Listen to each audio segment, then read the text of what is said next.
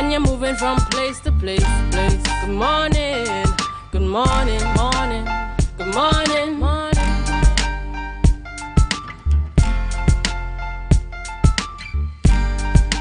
Good morning, Tobago, and welcome to the Tobago Updates Youth Morning Show.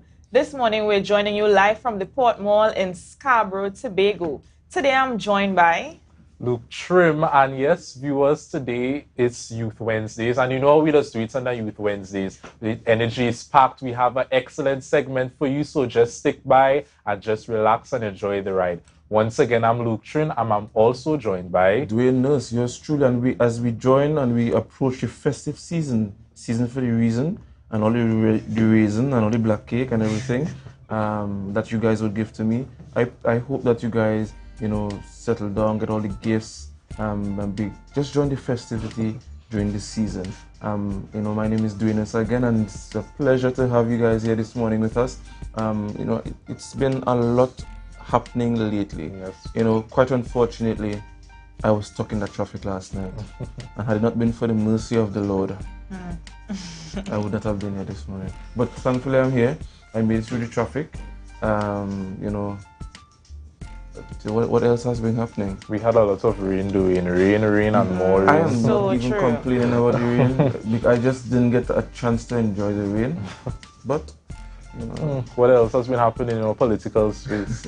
Well, I saw that there was the budget reprioritization, and we saw that the THA would have calibrated the budget in a particular way to suit what was allocated to the THA for their spend for the fiscal 2022 to 2023. We saw some priority projects. We saw some of the concerns raised by the minority. We saw some praise coming from the political leader, Mr. Watson. You're quite an interesting back and forth. I have my own reservations where how I see the legislature and how they operate in the House sometimes, but I'll leave that for another time.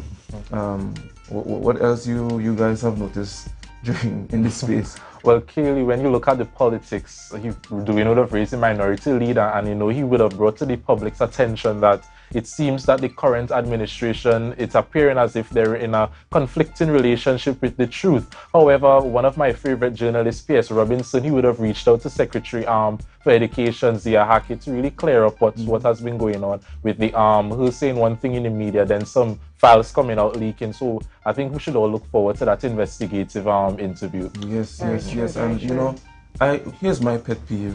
Here's my honest pet peeve, right? I think accountability ought to be the order of the day. That is my honest pet peeve. And once we are called to account, to give account, let's just give account. Understood. That is what the administration is there for, and therefore I think we could. we could go along all day, but I want to hand it over to Keely Lewis for news in 90 seconds. Thank you, Dwayne and Luke, and here is your news in 90 seconds for Wednesday, 30th November 2022. Two glass-bottom tour vessels in Tobago, Miss Ayana and Cool Runnings, received Blue Flag certifications. The certifications issued by the Foundation for Environmental Education allow beaches, marinas, and tour operators to be recognized globally for adhering to environmental, educational, and sustainable standards. The Tobago Tourism Agency Limited collaborated with the tour operators to gain Blue Flag certification while they seek to improve the island's product offerings and safety standards. There are now 3 tour vessels in Tobago that are Blue Flag certified. Turning now to sports.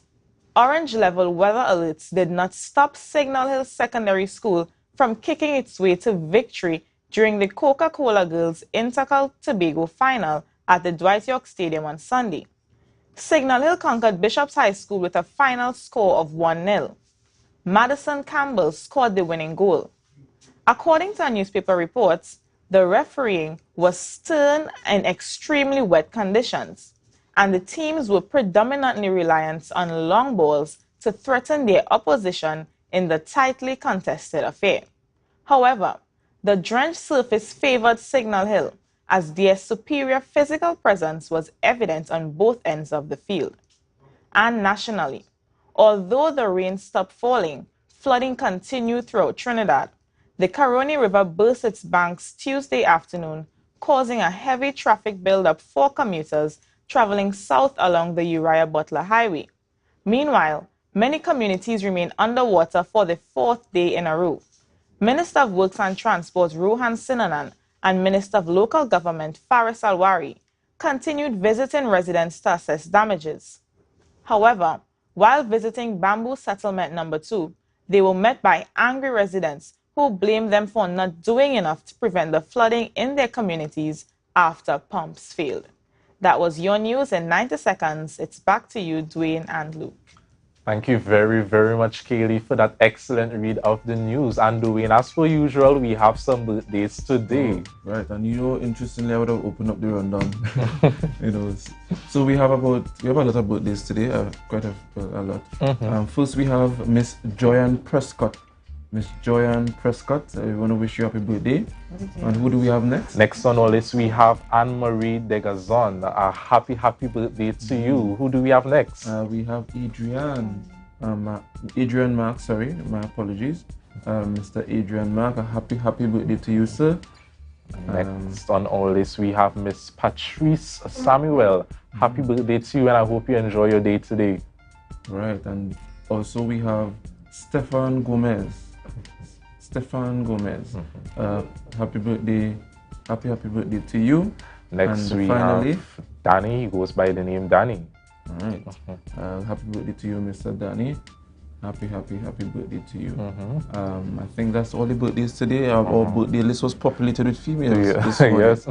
So all you beautiful people in November, happy birthday as we approach December. We had to give them the rundown. Yeah. We had to give them the rundown. So to start us off, you have Loyada Scotland. She will be coming to speak about the app she would have created. That was really good. Then next we have from THTI. They will be coming to speak about their student dinner. Ueli Todd, Quiana Moore, and Amanda Trury. They will be coming to speak about that THTI dinner. And to wrap things up, we have Carol Percy from the FIFA Women Football campaign. So we have some really good lying up today. Good stuff. So if you want to know what this lineup is about, you have to come and join us, give us a support, and when we leave, every time for an intermission, you have to share the live, share the live, share the live. We'll be right back.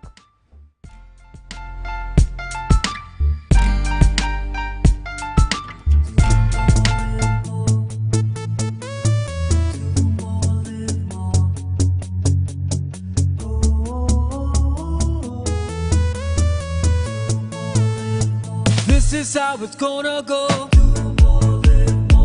They better look up and look, 'cause this is your show, and everybody's gonna know.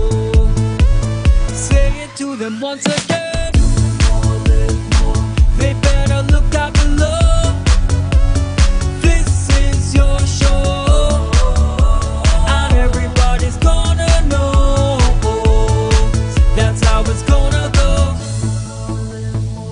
They better look up below, 'cause this is your show.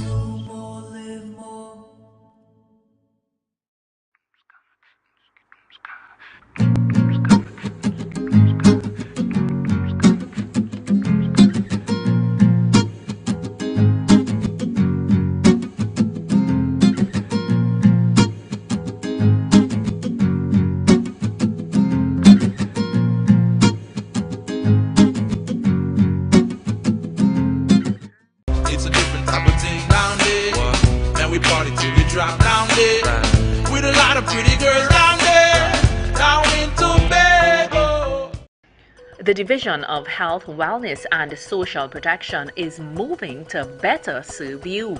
Turn left onto Glen Road. Another left onto Montessori Drive. Welcome to the new location of the Division of Health, Wellness and Social Protection. ever worry. Don't mind if life make you sad. I tell them never ever worry. If your house get flooded out real bad, I tell them never ever worry. What I'm saying is true. So just consider, Tatil will always be here for you. Tatil, where people are people. You know what I mean.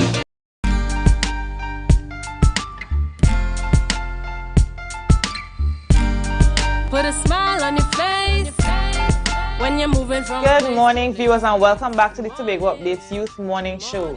This morning, we have on set with us Miss Loyanda Scotland of Scarborough Secondary School. But before we get into this morning's interview, let me just share a bit of information with you. So the Sandy Point Village Hotel presents to you Sandy Point Goes Blue 3-in-1 Family Fun Day on Saturday, 3rd December 2022 from 11 a.m. to 6 p.m.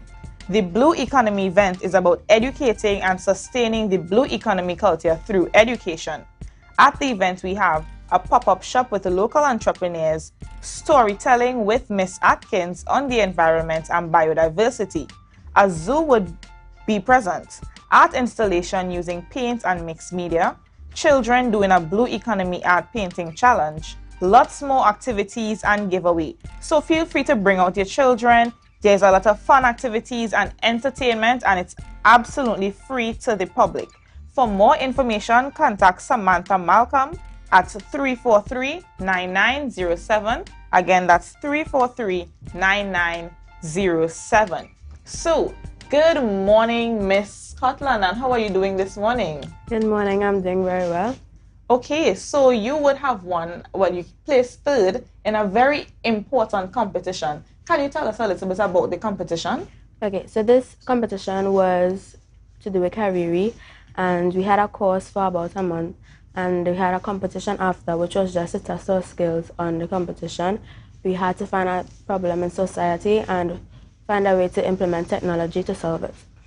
Okay, so tell us about your experience. You said you had to do a course before the competition. What was your experience like throughout the course as well as the competition? The course was very exciting to me because I really love IT and technology it was a very informational course, and I learned some new coding as well. Okay, and in terms of your preparation and inspiration behind the app, because your app would have dealt directly with the early detection of sargassum seaweed, what was the inspiration behind the creation of your app? Okay, so I was brainstorming to find out, okay, what's the problem in society? And I think that the sargassum seaweed is a threat to our tourism sector, so I went with that. Okay, wonderful. So you spoke a little bit about tourism and all of that. How important, you also mentioned, that you are interested in coding and information technology. How much do you think is being done in the Tobago space in terms of, let's say, education, for example, for persons who are interested in coding and information technology? I think it's okay, but it can be stepped up somewhat. I think they should have maybe like a school pertaining to IT, although you have to learn other subjects. I think IT should be the main inspiration in a school. Okay, so you like IT and coding. What career path do you see yourself taking? I want to be an engineering technologist in the future. Okay, wonderful, wonderful. And in terms of, well, you spoke about your preparation for the app and the coding and things like that. You said that you would have done a course. Do you think that the course was enough, or did you receive help from other persons or assistance from other persons in terms of creating the app? I think the course was very beneficial. I didn't have to go for any outside information to understand more. All right. And in terms of advertising the course for other persons in Tobago, perhaps to be a part of, how effective do you think the marketing process was? I don't think it was so much as last year, because last year it was out on Facebook, people would have known. But this year, I received it by email, so I'm not too sure if it was on Facebook or Instagram or any of those spaces. All right, wonderful. And in terms of your school space, you go to Scarborough Secondary School. How many persons do you see interested in information technology and coding and web design and that kind of thing? Regards to IT by itself, there are a number of persons, for example, in my class, who are interested. But in terms of coding, I don't think it's a high population rate. Okay, wonderful. And in terms of the job markets in Tobago regarding the field or the career choice that you would have chosen, how available or how saturated do you think the market is? I don't think it has reached to a point where it's very popular, but I think in the near future it will, because of the road where we are going now. Everything is mostly technology and online. So I think there will be a good chance that it will be a high rate in the future. Okay, great. And in terms of school, I went to Scarborough Sec as well. And when I was at Scarborough Sec, my information technology teacher was Miss Allen, who teaches you information technology at Scarborough Secondary School. And were they an inspiration for you? Or how early did you start liking information technology? Was it from since you were a very young child, or did you start liking it when you got to secondary school? Okay, so my teacher was Miss Williams, but currently I do not have an IT teacher. I was always fascinated in online stuff and IT, but I think I've become more serious in it in the past year. Okay, great. So that's I'm very proud that we got that information out there, because we have a young lady here who loves information technology. So we need her to get some more education, a teacher in terms of information technology at Scarborough Secondary School. Yeah. Wonderful that we put in that information out there. And who do you owe your thanks to, persons who would have supported you throughout this journey in terms of creating your app? So I first want to thank Carrie for even giving me the opportunity to enter the competition. I would like to thank my family, but I really want to thank my father for his critiques that he gave, which was very beneficial. Okay, wonderful. And to any young person out there who is interested in information technology, they're not sure exactly what it is, they're not sure how to start, what inspiration do you have for them?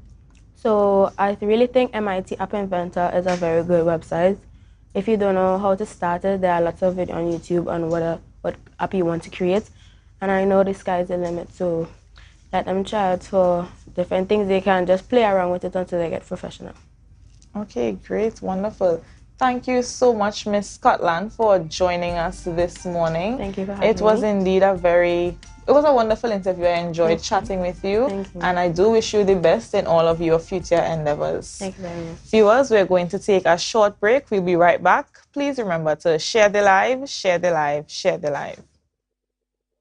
Was a while before Christmas, and all through the land, people was putting away house with very little money in hand.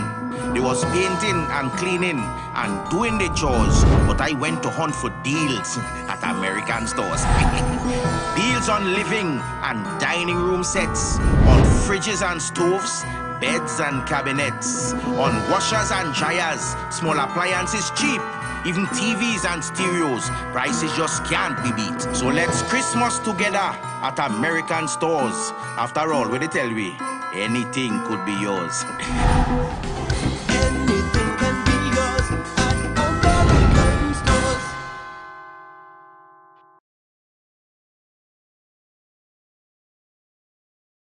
MI4 Security Services Company is the most advanced security service in Tobago. Ask about our cash in transit service. It's safe, risk-free, reliable, and timely. We provide safe banking delivery for all business types and sizes with highly trained staff, 24/7 monitoring, coordinated emergency response, and a well-maintained fleet of armored vehicles. Contact us at 660-7723 or visit our website at www.mi4securitytt.com to sign up today. Welcome to Lamarche Parfait Day Spa and Wellness Center, your premier spa experience located at Bonaccord, Tobago. Visit us today for facials, cellulite treatments, body contours, body treatments, pedicures, manicures, and much more. We have gift cards for all occasions and corporate events. Connect with us on Facebook at Lamarche Parfait Day Spa or call us 273-7772.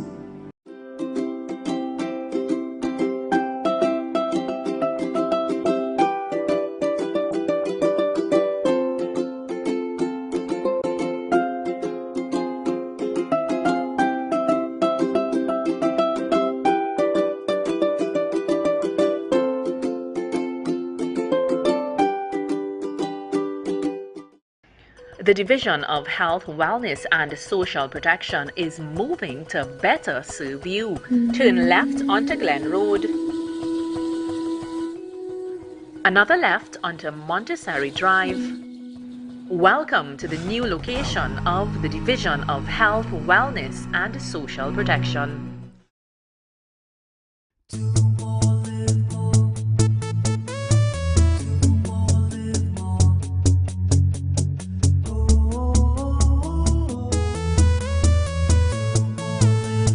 This is how it's gonna go. They better look up and look, 'cause this is your show, and everybody's gonna know. Say it to them once again. They better look up and look. This is your show, and everybody's gonna know. That's how it's gonna go. They better look up below, 'cause this is your show.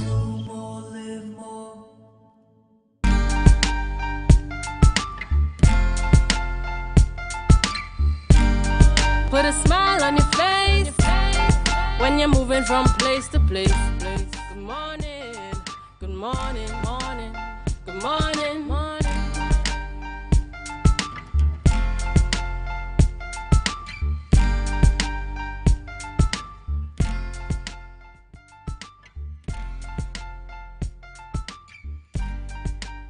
Right here in Portmore, Scarborough. This is Youth Wednesdays on the Tobago Updates Morning Show. We are here to discuss women and football, FIFA. With us this morning, we'll be joined virtually by Miss Carol Percy to discuss football, the football campaign, the football tryouts. Good morning to you, Miss Percy. Hi, good morning. And how are you this morning? I'm not too bad. All right. I just want to begin by asking you to tell us a little bit more about yourself. Well, my name is Carol Percy. I am second vice president in the Tobago Football Association with direct responsibility for women's football. I've been involved in the women's game for about 15 years. I'm also a primary school teacher, so I would have started getting involved with primary school teams. I also am the president of a girls football club here in Tobago, Jewel Sports Club. And besides teaching, women's football is my passion. Right. But for you, obviously being a coach and all, I want to believe that you're also a coach. When needed, more on administration. Right. But But I if do. I have to step in, I can. Right. Because I'm aware. Abudi told me that you have some good experience where that is concerned, and you have had some sort of stint in the football arena, obviously. Yes, You know, yes. so I just want to ask, what is the status of women's football in the nation currently? I know we have had a football match earlier this year, sometime early this year, Dwight York. What is the current status of women's football in the country?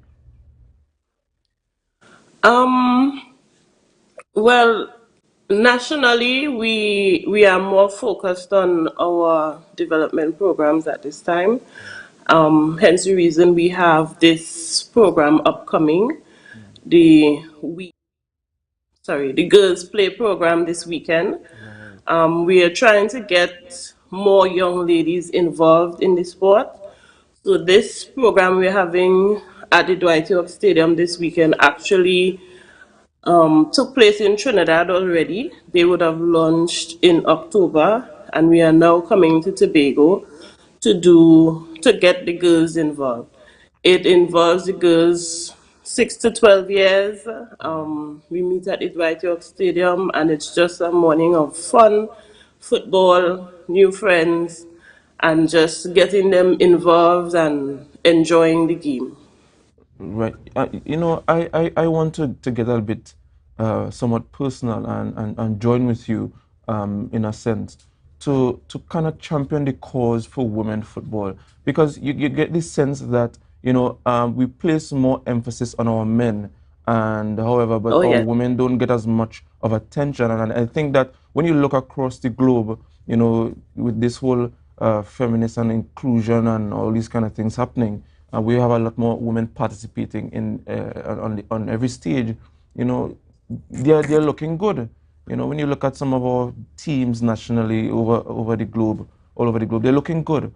So I want to join with you and say somewhat give a thanks um, for this program because especially in Tobago, I don't feel the sense that we have much representation, adequate representation, I should say, especially in the national team. So my question to you is on that note, um, for given that you're pioneering this initiative, and when it comes to creating or the national team, what, if at all, any emphasis would you place on adequate representation for Tobago? Well, over the past couple years, I think Tobago has had a lot of representation on the national teams. We have had girls, even as earlier this year, we had 4 girls on the national U20 that took part in Dominican Republic.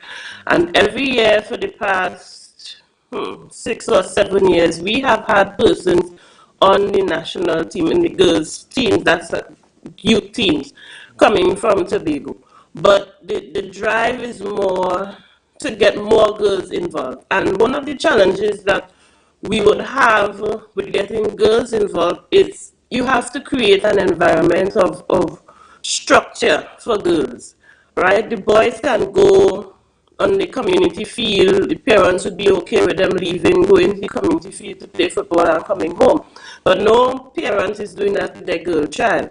So we need to have more structured organizations that cater for the females to encourage the play. We have clubs that have girls, yes, but currently we have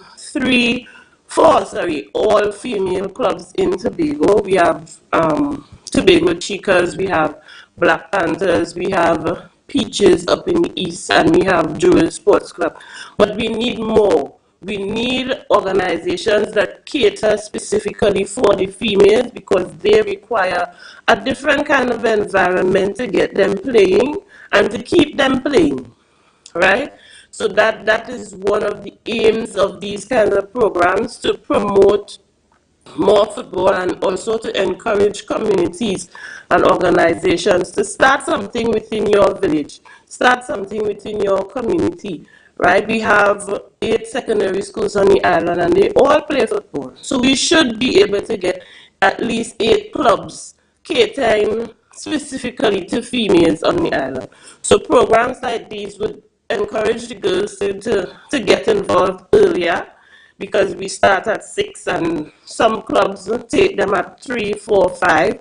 The earlier the better, because sometimes it's not just about getting them structured, but getting them physically active as well.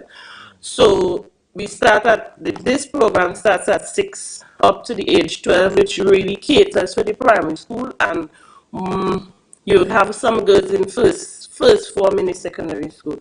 So to get them involved, come out, see what football is like, enjoy, meet new friends, meet the persons responsible for football on the island and so on. So it's just about encouragement, and it's not a one-off thing. This is just the launch of the program. The program is expected to travel around the island to capture those who may not come out on this initial day here in Tobago. Great, great. And while we're still on the topic of female football, I want to ask as it pertains to training, are the women subjected to the same structure in terms of training to bring them up to reasonable skill? Because one might be of the view that I could just I good at football. I could just join. You know, I'm good. I could raise a ball. I could cut a man. I could, you know, all of these things. You know, but are they subjected to the same structure in terms of training, rigorous training, to bring them up to scratch?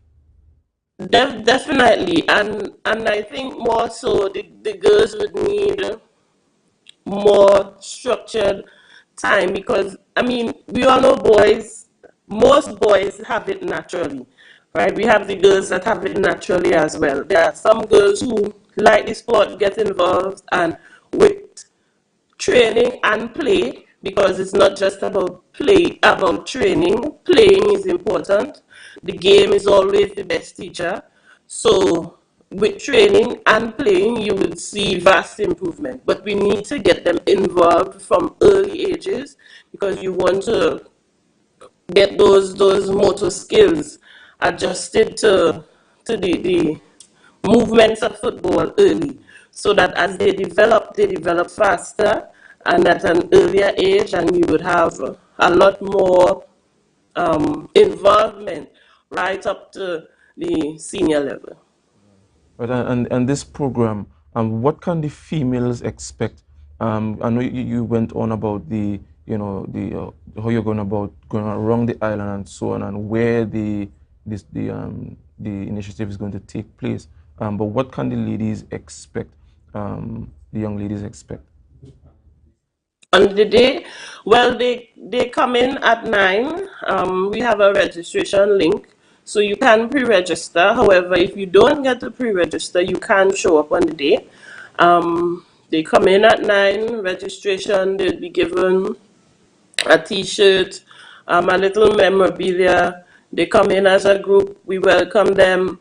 They go off into their age groups, and they are exposed to different skills.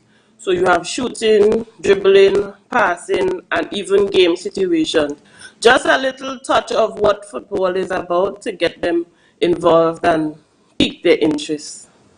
All right, all right. You know, unfortunately, I would have expended all my questions for you this morning, but I just want to ask you to rehash, however, you know, the initiative, so that, you know, people could know where to go, what to expect, where the venue is, etc. No problem. So we are at Girls Play this Saturday at the Dwight York Stadium, starting at 9 a.m. It's for girls ages 6 to 12. Um, Come out, have fun. Lunch would be provided, water would be provided. Parents bring out those children. Let them just meet new friends, have fun playing football. And no, you do not need um, to go out and buy any football boots and that kind of thing. Once they have a pair of sneakers, bring them out, bring them out, bring them out. They will also get to meet. We have in training a U15 girls high performance program, and some of those U15 girls would be here at the event to, you know, lend some support, moral support, motivation to these youngsters as well.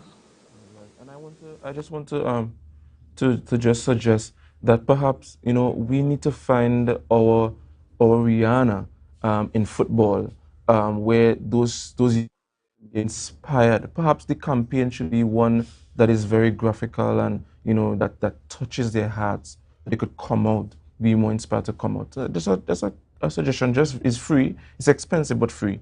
You know, and I'm all for the Definitely, food. definitely, we will take that up, but we just want to whet the appetite a little bit, and then we will see all the other programs unveiled. Because I mean, this is a FIFA development program through the Trinidad and Tobago Football Association, and it's not going to be the only one.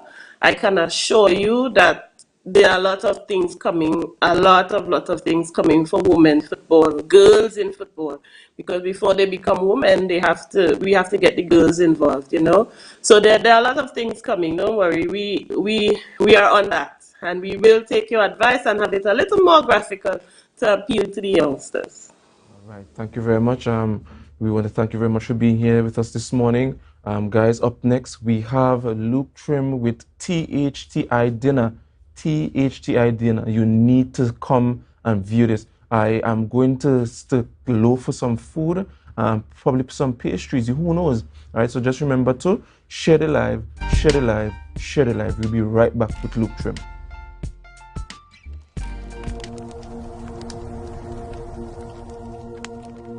Excuse me, Mr. Man. Playground rhymes. That's why I'm bringing back the playground rhymes.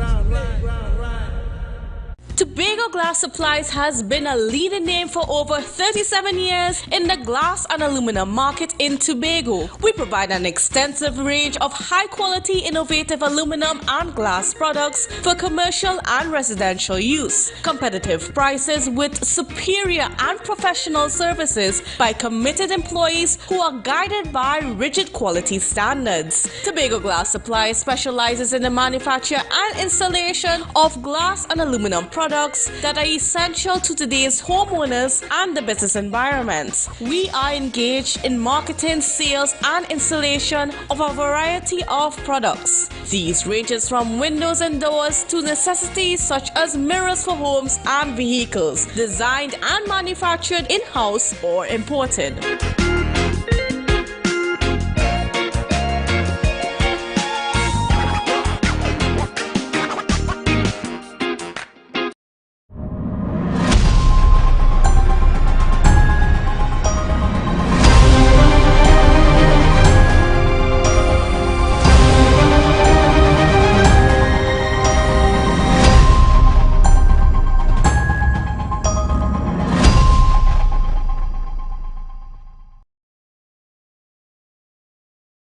The best place to stay in Tobago is at Thorn's Place, with rates starting as low as 200 TT. Call or WhatsApp 745-7306 or 682-8676. We are located uptown Scarborough, 5 minutes away from the port. Remember, at Thorn's Place, our aim is to make your stay safe and affordable.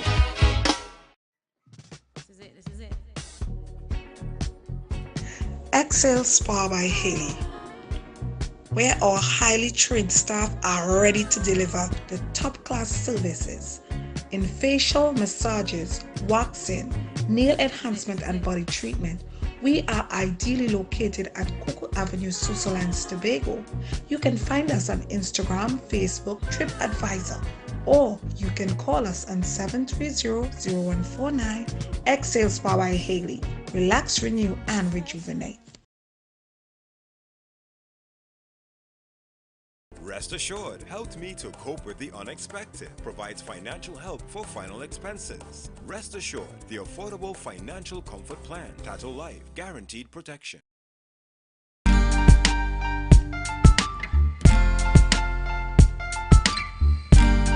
Put a smile on your face when you're moving from place to place. Good morning.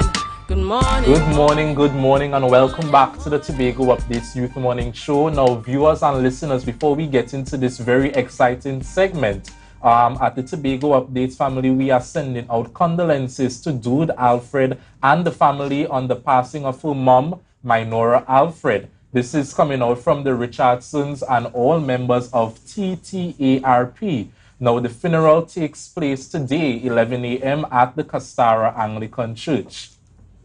Right, viewers, so THTI, famously known as Hotel School to us here in Tobago, they are here today to speak to us about a very exciting dinner. Now on set we have with us two of their chefs and students. So a special morning to you all, and how are you doing this morning? Good morning. Well, it's a nervous but exciting morning so far.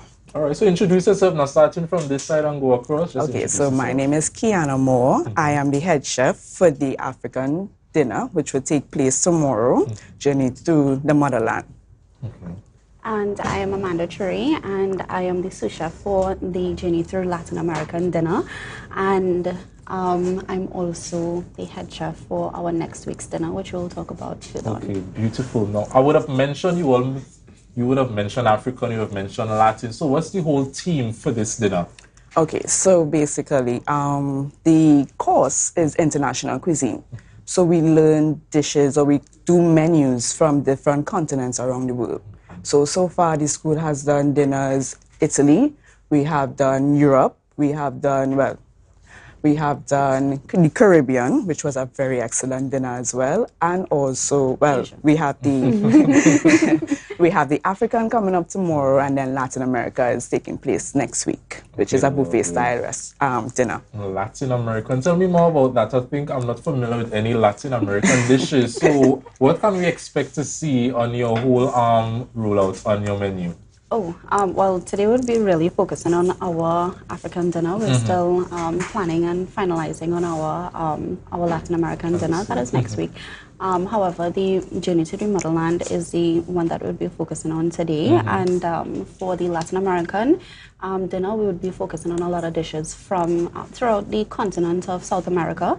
So you'd see a lot of different things. So, and it's buffet style as well. So. Lovely. This dinner, is it an annual thing or is this the first time you are hitting this off? No, the international cuisine course is normally done during every semester. So they will have different groups of students participating and also continental menus and those things. Lovely, lovely. So what would have inspired you all to get into cooking? I must ask that question because what would have inspired you all to say, okay, I want to bust on a real good pot, so I need to learn how to do this better? What would have been the inspiration for both of you all? Okay, well, I am being honest. I like to eat. So, you know, you can't like to eat and not know how to cook. So I gave myself the opportunity to learn the skill to be able to cook for myself. And also I actually enjoy being in the kitchen and cooking for others. Nice. Because my family came from a long line of cooks. From my great-grandmother, my grandmother, my dad is a really boss cook. So yeah, it's kind of there already. So I just participate. Well, my motto in life, I live and work out to eat. I do have a great love for food. I think that food really brings together family and even colleagues, friends, everybody. And there's a lot of love that surrounds when it is that you're able to feed somebody and make them happy through food. Yeah, so that's my inspiration. Nice. I really like that you all are passionate about this cooking. It's really, really great. So back to the student dinner.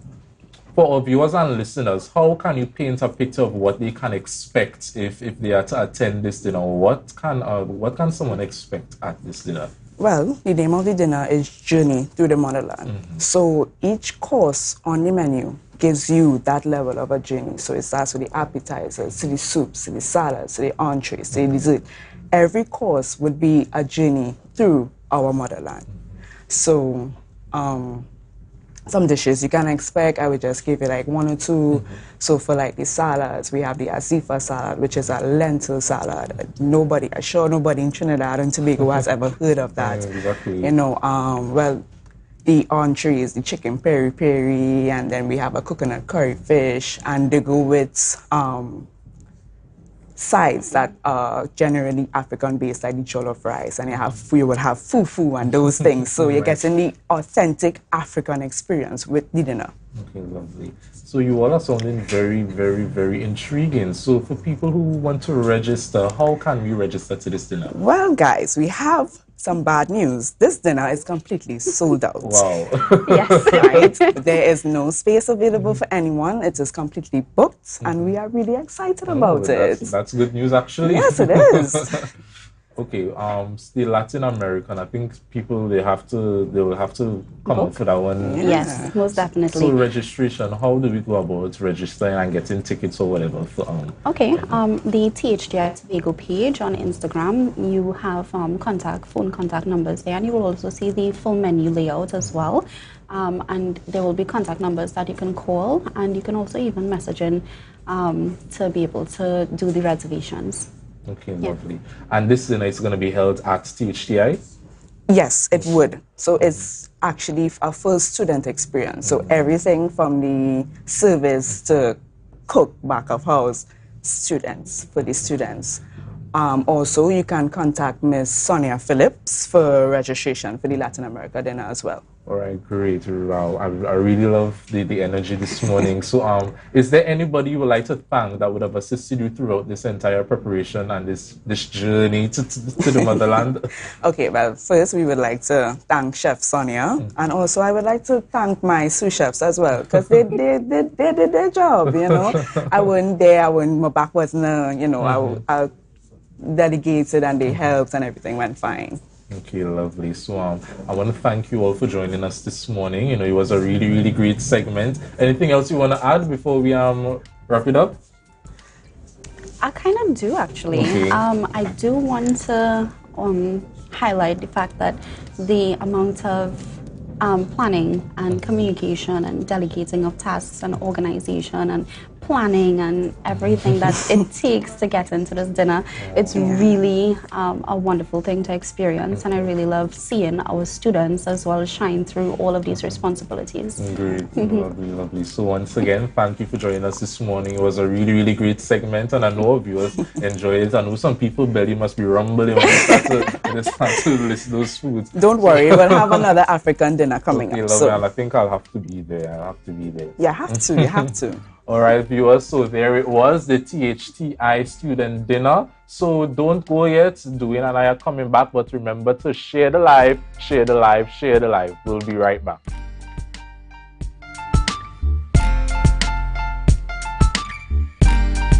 The Division of Health, Wellness and Social Protection is moving to better serve you. Turn left onto Glen Road.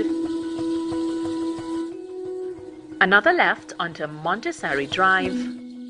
Welcome to the new location of the Division of Health, Wellness and Social Protection.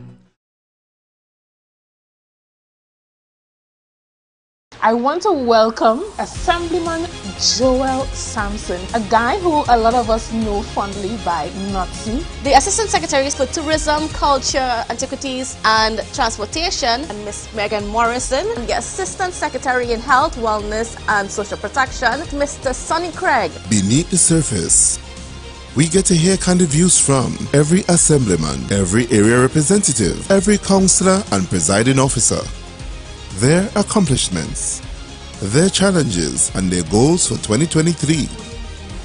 Beneath the Surface, weekdays from 8 a.m. on Good Morning Tobago with Candice Jackson and Chanel Felix, only on Tobago Updates.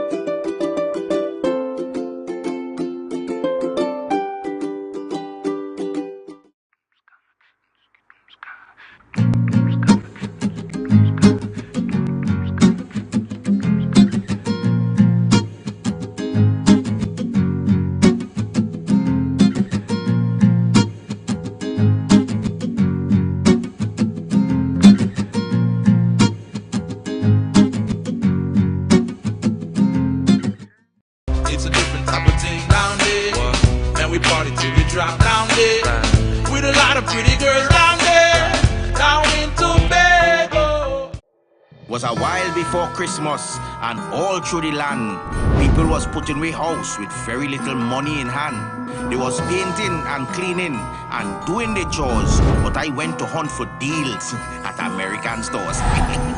Deals on living and dining room sets, on fridges and stoves, beds and cabinets, on washers and dryers, small appliances cheap.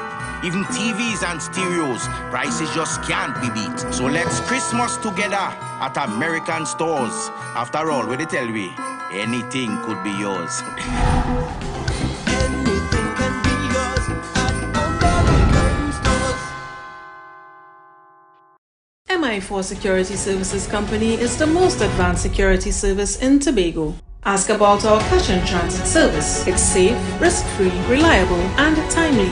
We provide safe banking delivery for all business types and sizes with highly trained staff, 24/7 monitoring, coordinated emergency response, and a well-maintained fleet of armored vehicles. Contact us at 660-7723 or visit our website at www.mi4securitytt.com to sign up today.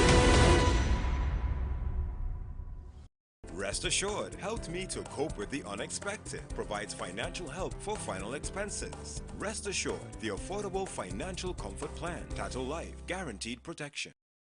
Advertise with Tobago Updates. Call 284-6597. If you have a small or large business, we can get your information in front of the masses. Reach our rapidly growing viewership on Facebook and YouTube. Promote your brand in Trinidad and the Caribbean through M&E TV Now and Gayel. Yes, we can build unique ads for your business. Call now 284-6597 and advertise with us.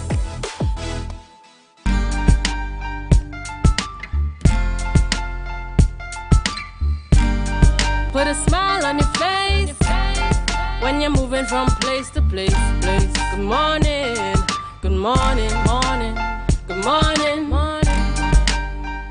I thought I was sharing.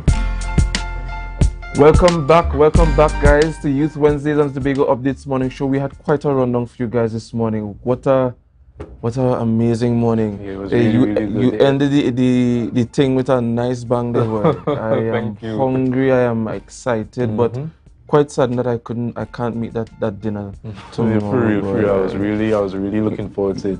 Now, before we wrap things up, who can we expect next after we end things off? Right, so up next we have Candice Jackson for Good Morning Tobago, and she's going to be interviewing Assistant Secretary in the Division of Education, Mr. Orlando Kerr. Good morning to you. We're looking all dapper in your suit and so on, right? So that's where we have. But interestingly, I was hinting to the students there that Shaw Park might have been a very excellent place for them to house them. 250 people. Well, no, I mean the school itself, because I kind of see Shaw Park as an academy to some extent for creatives and the orange industry. And because there's also the food hub right across the road. Yeah, I agree with that. But Dwayne, we have an ad here that to share with our viewers. Right. Viewers and listeners, this ad is from Sandy Point, and it says that the Sandy Point Village Hotel presents to you Sandy Point Goes Blue, the 3-in-1 family fun day on Saturday, the 3rd of December, 2022 from 11 a.m. to 6 p.m. Now, the Blue Economy event is about educating and sustaining the blue economy culture through education. At the event, we have a pop-up shop with local entrepreneurs, storytelling with Auntie Joanne Alkins on the environment and biodiversity. A zoo will be present, art installation using paint and mixed media, children doing a Blue Economy art painting challenge, lots and more activities and giveaways, so just bring your kids. All the activities and entertainment are absolutely free to the public. Now, for more information about this, you can contact Samantha Malcolm at 343-9907. Again, that's 343-9907. Right, and that's quite a very good initiative there. It's a very strategic way to foster biodiversity, especially our marine life. Yes, and given the type of arrangement we have here in Tobago, Agreed. So it's quite good. And Dwayne, I think we have a highlight of the day. Do we? Okay. It's a really great story actually. I'm waiting for them to pull it up on the screen. Come on, don't keep me out of suspense. So the highlight of today, it was meeting up with Dr. Ronnie Sebro, full professor of radiology. Now, this person said the last time they saw each other would have been in the St. Nicholas Elementary School in Tobago. So this is a Tobago-born production here. And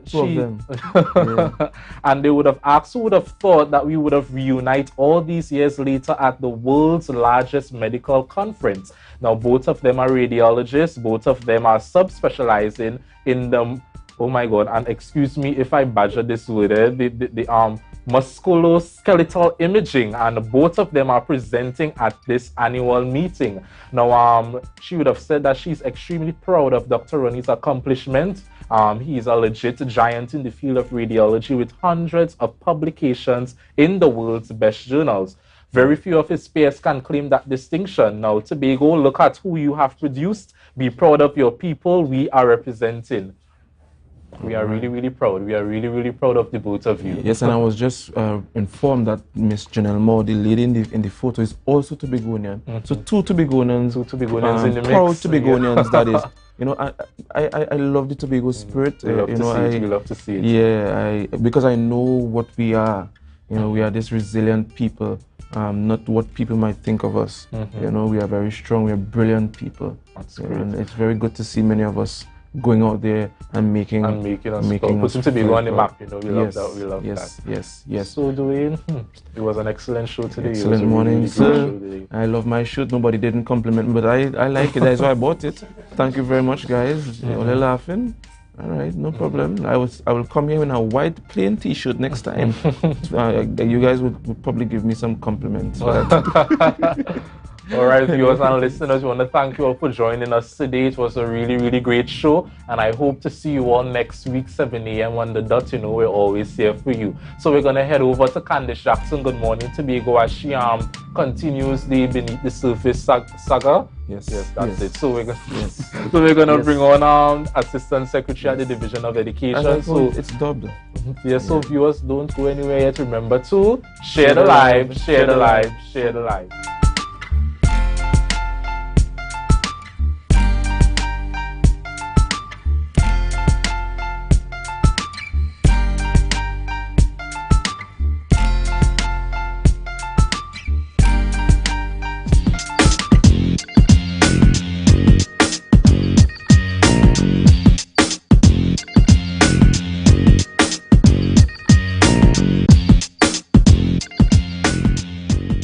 Small and micro enterprises in Tobago got a skills training boost through the recent Startup Program 2022. 86 people participated in the program hosted by the Financial Literacy Secretariat of the Division of Finance, Trade and the Economy. They benefited from developmental workshops and mentorship sessions intended to enhance their business skills. SMEs play a critical role in the economic growth and development of any society. In fact, they can provide households with an additional or main source of income. They can help create more job opportunities in the labor market.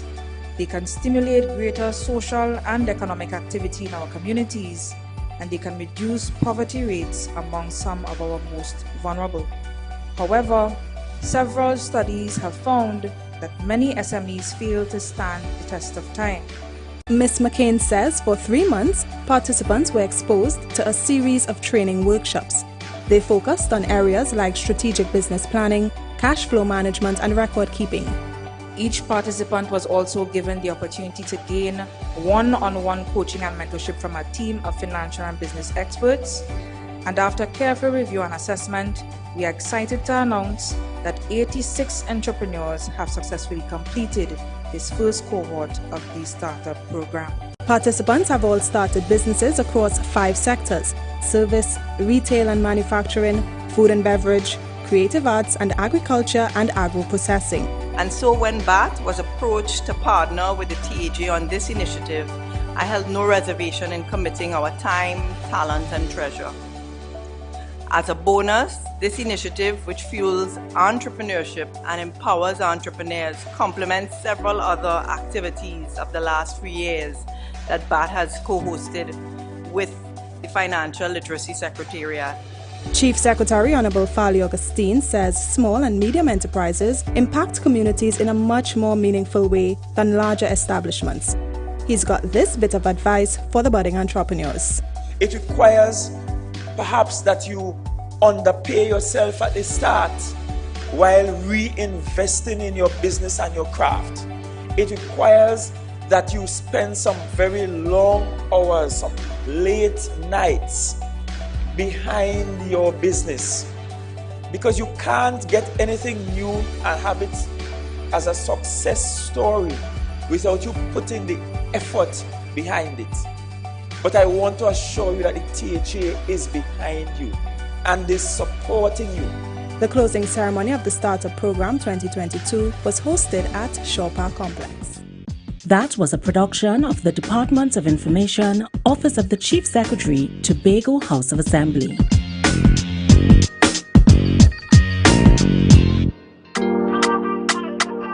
Yeah.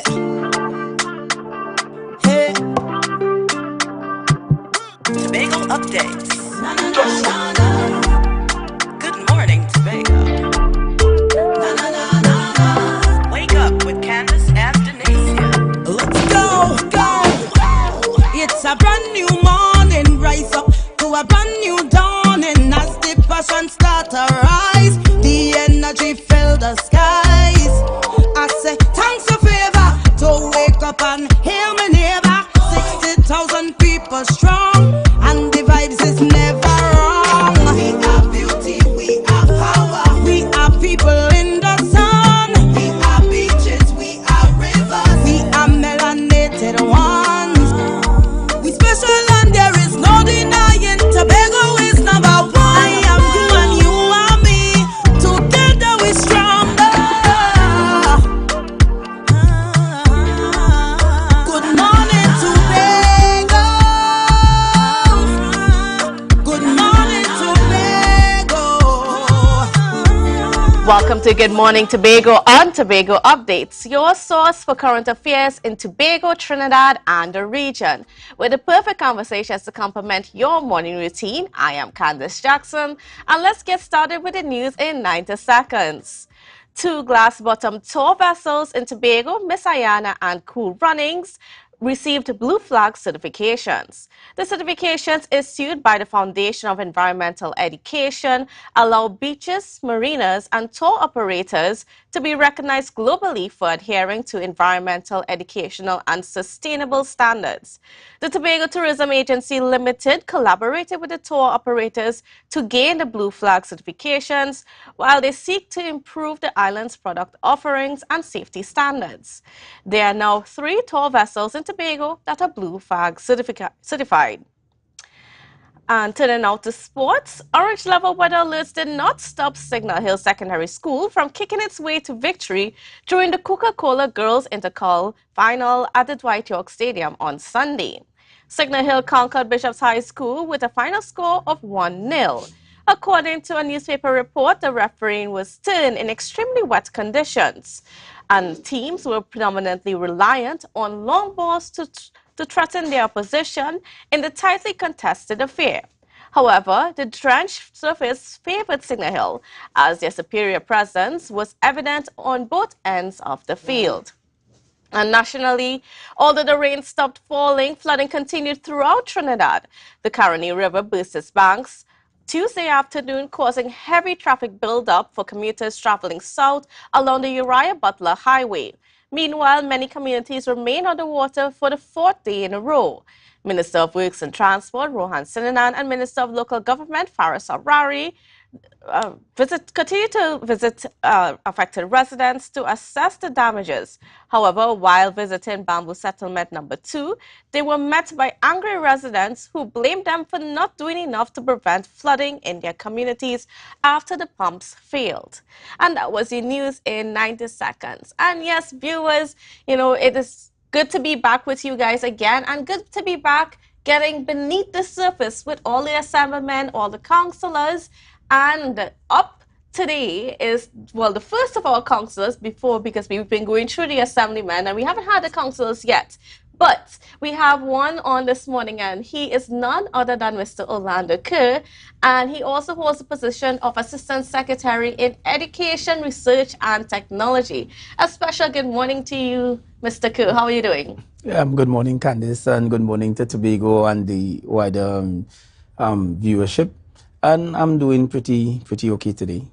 All right. So it's been 1 year since you've been in this position. But before you stepped into this position, you were a teacher.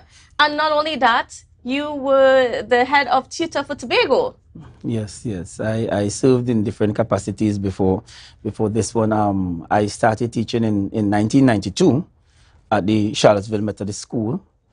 And then I went to Valsine in 1995, graduated in 1997, returned to Charlottesville. In 2007, I went to Roxborough Secondary School. And then in 2014, that's when I came on the public scene as the tutor Tobago officer, 2014 to 2020. And returned to Roxborough Secondary School. And then in 2021, I stepped into the politics. I don't like to use that word, but yes, I did. Yes, so that's, and well, that's why I'm here today. What led your decision, or what motivated you to making this move as to stepping into this role, a political role, as opposed to remaining as a teacher and advocating from the lines of tutor and so on? Well, to be quite honest with you, if you speak to many of the persons who know me very well, they are very surprised that I have taken such a decision. It is one that I would have resisted for many, many years. You know, I was told by many persons that, you know, I have the potential to be a politician. However, I was very reluctant. You know, I resisted for many years. When I demitted office in tutor in 2020, I was approached by different political organizations. You know, I remember February of 2020, I just literally returned to Roxborough Secondary, and I was approached, you know, some persons called and, you know, we had a meeting and stuff, and I said then that, you know, I have no interest, you know, I wanted to just go back to school, get back to my normal routine, because tutor was really very hectic, being back and forth from Trinidad. Certainly.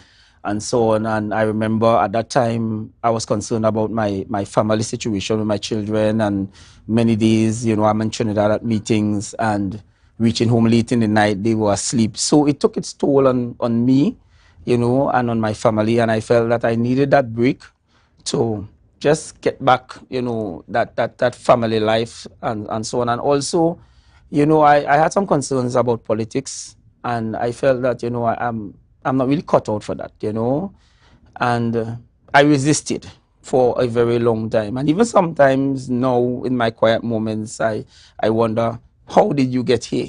You know, because, you know, truth be told, you know, as I said, I was told many times, even, you know, while I was in tutor, you know, that, you know, you have the potential, are you going to go into politics? And my answer was always no. You know, I have no interest, I have no desire to be in politics. And, you know, so even now, even, you know, I am surprised that I got into politics sometimes. I still wonder, how did I get here? Yes. Yeah. Well, you're here now, and what would you say has been your experience, you know, moving from somebody advocating, like, you know, very vociferous, I would say, on the sidelines, advocating for the teachers, and now being in a position where you can influence the decisions that impact your colleagues? Well, it's a bittersweet sort of feeling for me sometimes, to be quite honest. There are times that I enjoy being a politician, and there are times that I don't.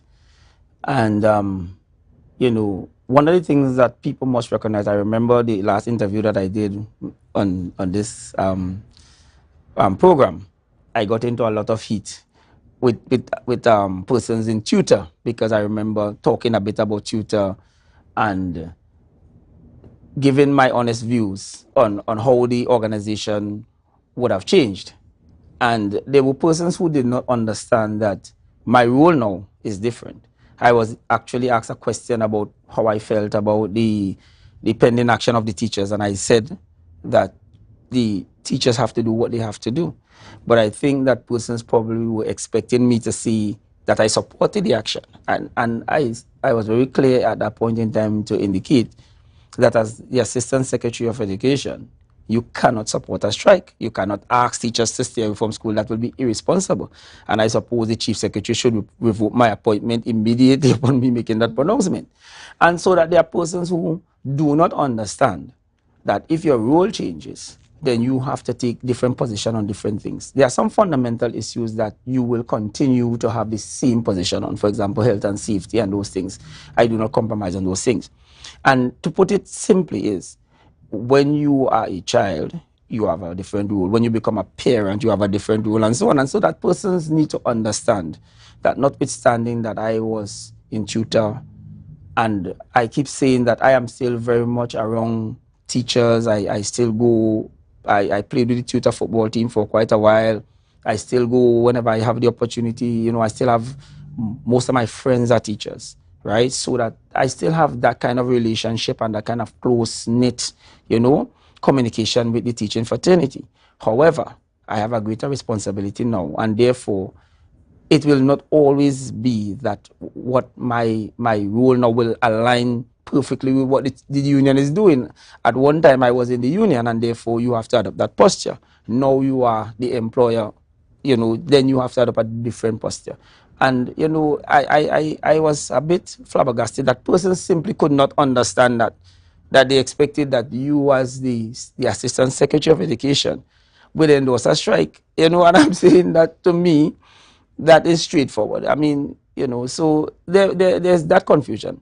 But in terms of being able to make that change and make that difference, that is why I came on board. Because I felt that, you know, if you are in a position where you can influence the change, where you are knowledgeable about some of the issues, then you can help to bring about that kind of relief and that kind of, you know, restructuring of the whole system so that teachers and other persons can, you know, benefit and some of their plights and so on can be dealt with. What I can admit, though, it is easier said than done. Yes. Because one of the things that you recognize when you are in this position is that you depend on other persons to carry out a lot of what you want to do. And therein lies the challenge. And well, I'm going to get into that in a bit, but I want to pull it back. And I just want to get from you as to how do you deal with the difference internally? Because, and especially mentally and so on. Because, I mean, like I said, you move from a very vociferous position within tutor. You were very much into advocacy and so on.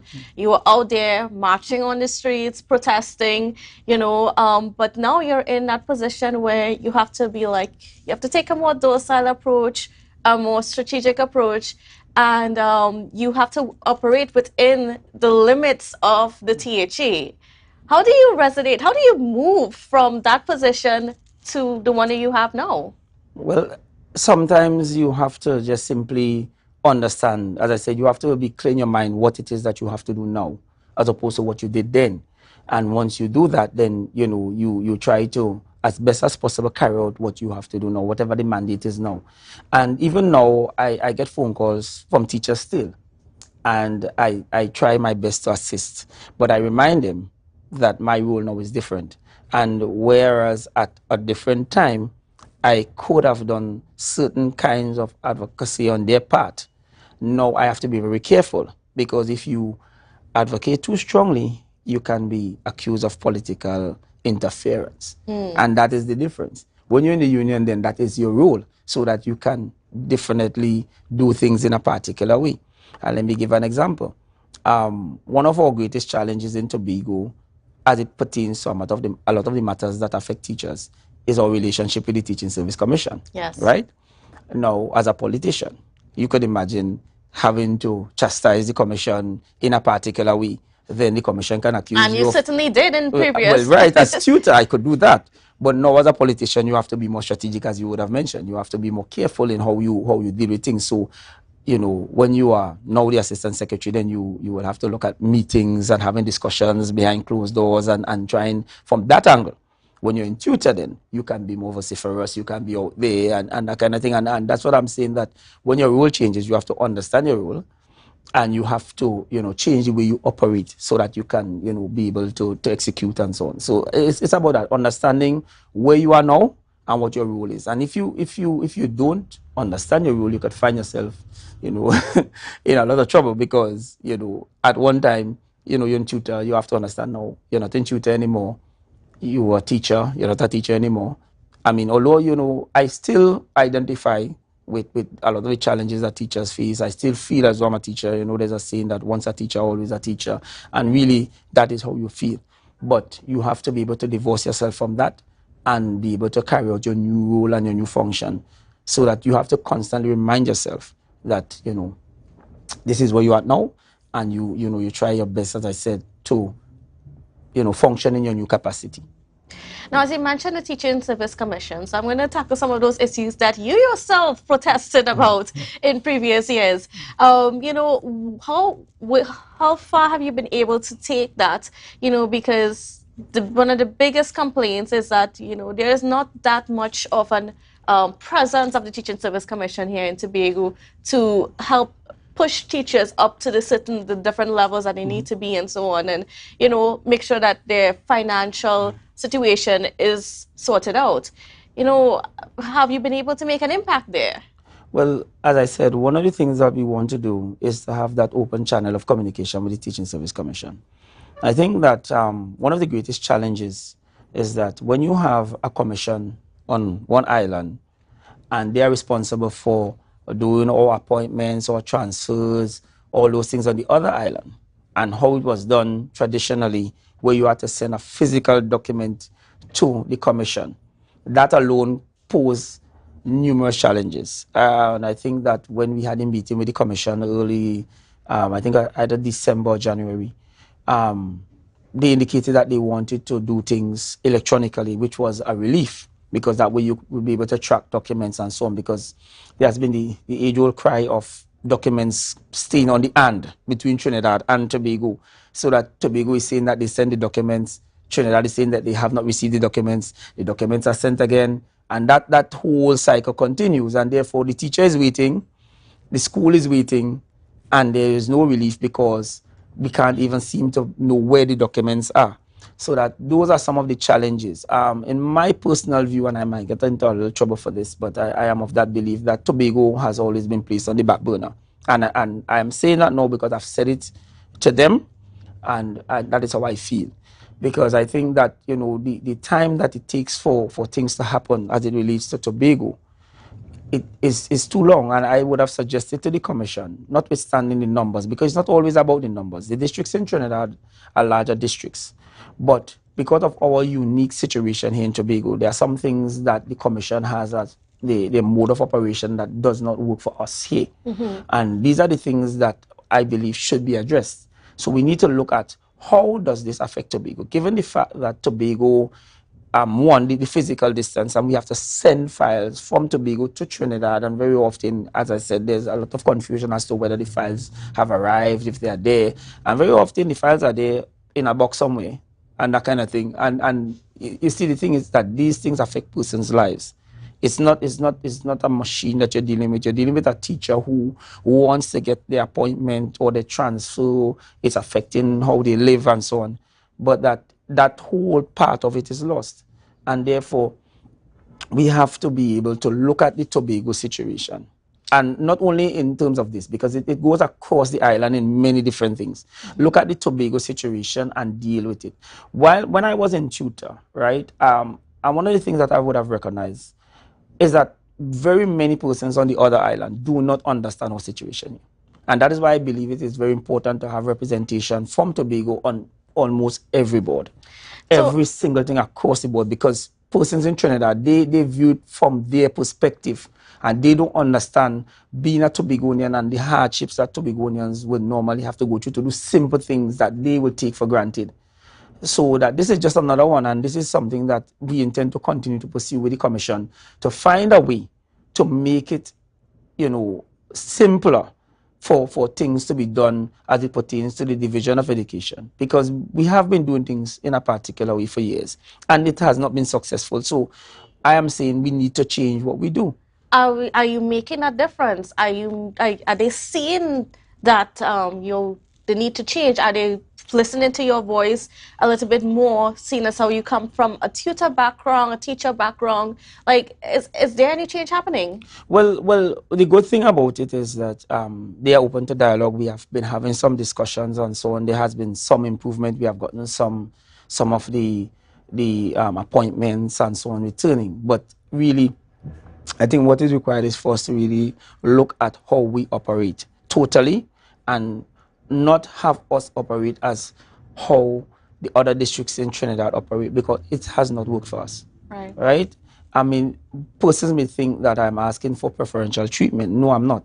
But I'm simply saying that there are some nuances in the system that simply because of the distance, because of the physical challenge, because of the nature of Tobago, because of how we...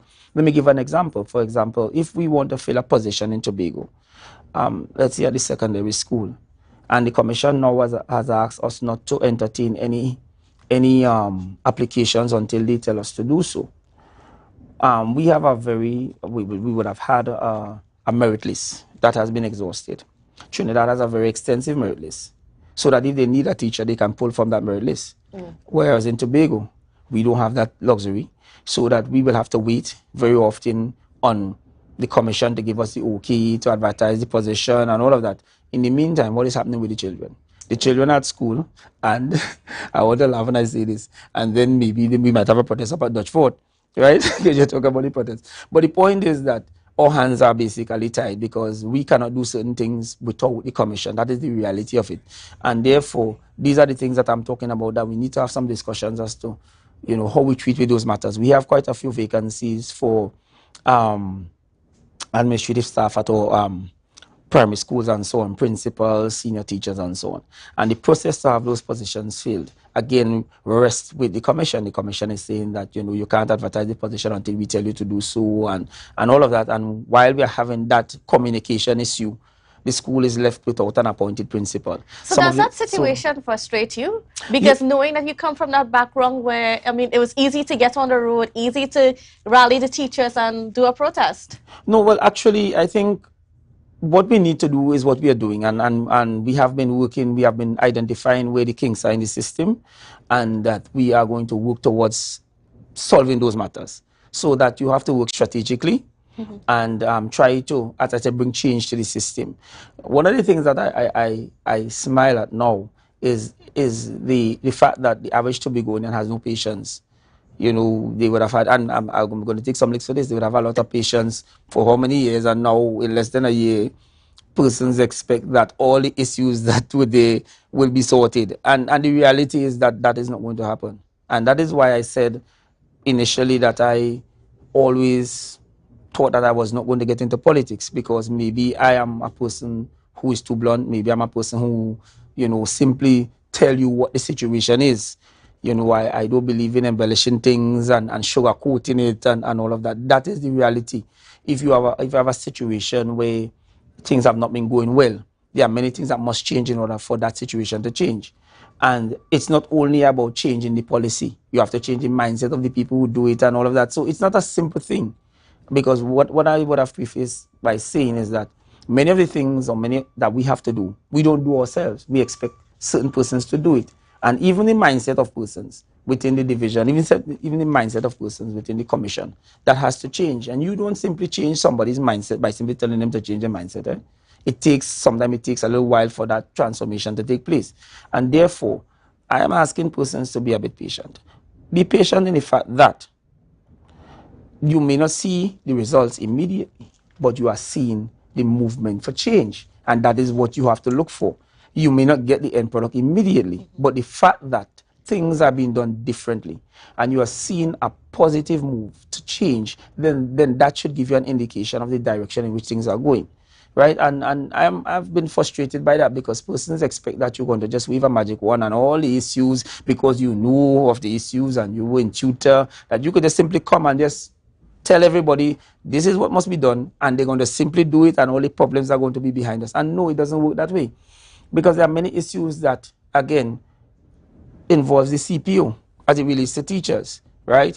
So it's not that you could just simply come and make a decree and all of these things change. And persons need to understand that. And while I'm saying that, I'm talking about across the board, not just in terms of education, because I'm not a person who is much on social media, because I am of the view that there are too many persons on social media, and I'm going to take licks for the statement as well, who make comments in the absence of information. You know, sometimes I see some comments in relation to particular matters, and I smile and I'm like, is this person really aware of what they are saying? Because they are making comments, and we have, you know, persons who are experts in everything but experts in nothing. They don't, you know, try to get the information. They just simply go and comment. And I guess that's the era that we live in. And then we had to deal with that situation, or at least a similar situation like that, in terms of, you know, the school repair works. And you were a person in the previous to this position that was up and down, you know, advocating to get those school repairs done, have a maintenance schedule. But now you're in a position, and yet we saw some of the repairs started late. Now, how did you deal? What was your role in this whole situation? I mean, when the clock started ticking and there were problems and it didn't start on time. Yeah.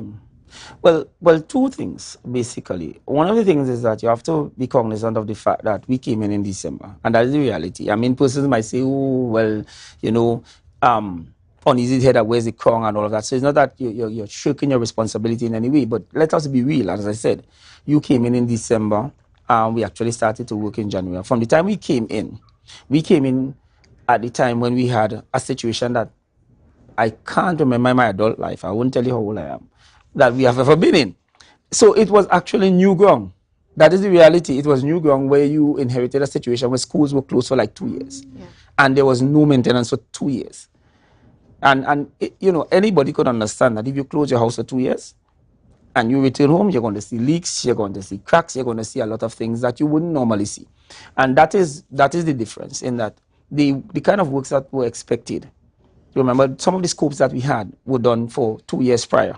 So therefore, there had to be changes, there had to be adjustments to those scopes. And even while the work started, there were further variations and so on. So it was challenging. It was very challenging given the situation, given the magnitude of what was expected, given the age of our buildings and all of that, you know. And what we tried to do as best as we could is to ensure that things were done, you know, well enough so that we could have school, right? But it was really a very challenging time for us.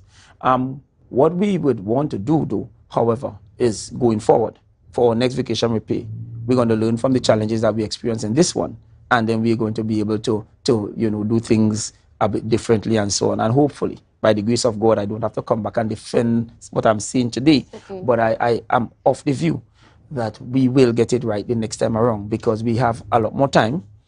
We know we have a greater understanding of what we are facing, and we will be able to plan better because most of what we execute is what we inherited, right? We'll be able to plan better and we'll be able to execute in a more effective and efficient manner. And that is understandable again.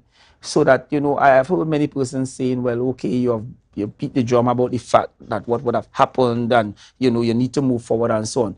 But in order to move forward, you have to understand where you came from and what is the history behind the thing. So that, and as you're talking about the vacation repair, I want to just mention something which was a bit controversial in the space recently, where the minority leader spoke about the 8 million quote-unquote contract that was given to quote-unquote a Trinidad contractor. And this is what I'm saying, Mr. Pandy would have said, politics has a morality of its own. I don't subscribe to that. I don't believe it. I am of the view that you can be a politician, quote-unquote, and be straightforward and be honest. And the day that I believe that I can't do that is the day that you will see me leave. And my challenge is that, just as Mr. Morris, I'm a bit new in politics, right? And I understand politics. I understand that, you know, you want to create a stir, you want to create an impression and whatever. But I am of the view that the light always shines on the truth. And that if you try to you know, distort the information or you try to mislead people, they are eventually going to get the information.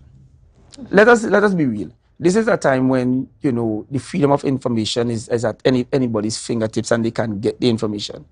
And, you know, it's unfortunate that, you know, he tried to paint the picture of the division going out to Trinidad and giving the lion's share of the contract to a Trinidad contractor. And when you examine the facts of the matter, you know, you have a situation where he said that the company was recently registered in Tobago, right? Yes. Right, good. That company was incorporated in 1995, right? That's the first thing. So it's not a new company. Secondly, that company, that very company, was used by Mr. Kelvin Charles in 2018 to do works at the Scarborough RC School. And of course, Mr. Charles was the Chief Secretary and the Secretary at the Goodwood of Education Secondary School. Yes. Right? Yeah. So that the impression that was given straight away is that this is some new company that we never used in Tobago, and that this present THA would have simply given them the lion's share of the contract. And then what was but let me just okay. Put a few more things on the table, because I want to put it on the table. And this is what I'm saying, that when you try to be deceptive, the information comes out. Because one of the things I'm saying is this: if you want people to trust you, they have to trust what you're saying. And anything that you say can be fact-checked.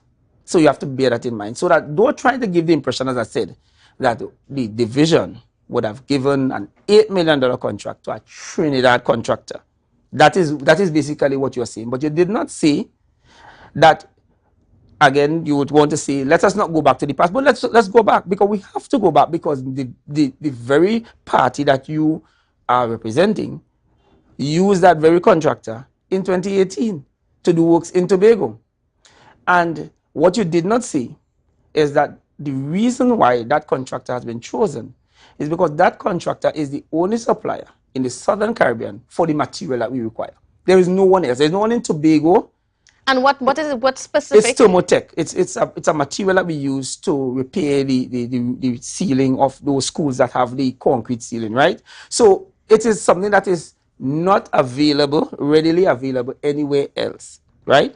In addition to which, I want to say this: when Mr. Charles would have engaged a contractor, they were not registered in Tobago. What we did is that we ensured that, notwithstanding this is the only supplier, we said to the contractor, you must be pre-registered in Tobago. And that is what would have happened this year, yes, in June. We ensured that, okay, we want to use you, we recognize that you are the only supplier. Obviously, we must be responsible. We have to ensure that our schools are repaired. We need the material and so on. But we said, you have to be pre-registered and you must be pre-qualified. So that is what took place in June.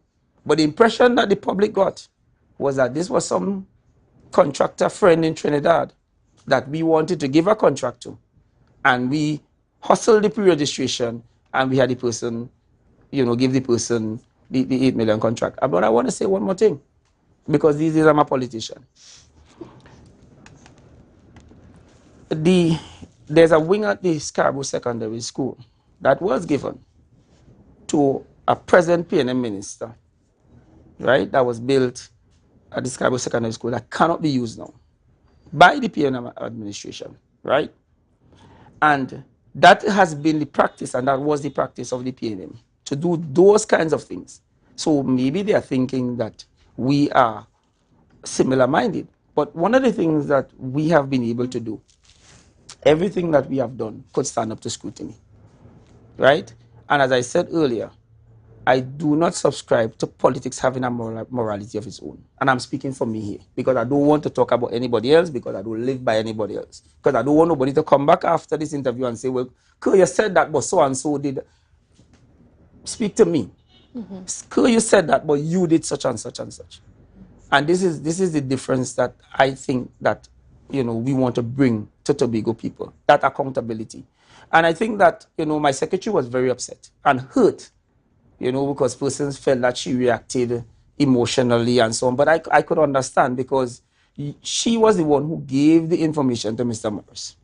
And Mr. Morris took that information fully well knowing that this contractor is the only supplier of the material that we want, and distorted it to make it look as though we went to Trinidad and gave the lion's share of a contract to a particular contractor.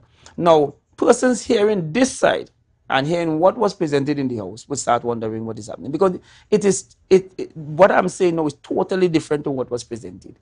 And that is why I wanted to mention it, because I think that it is worth mentioning.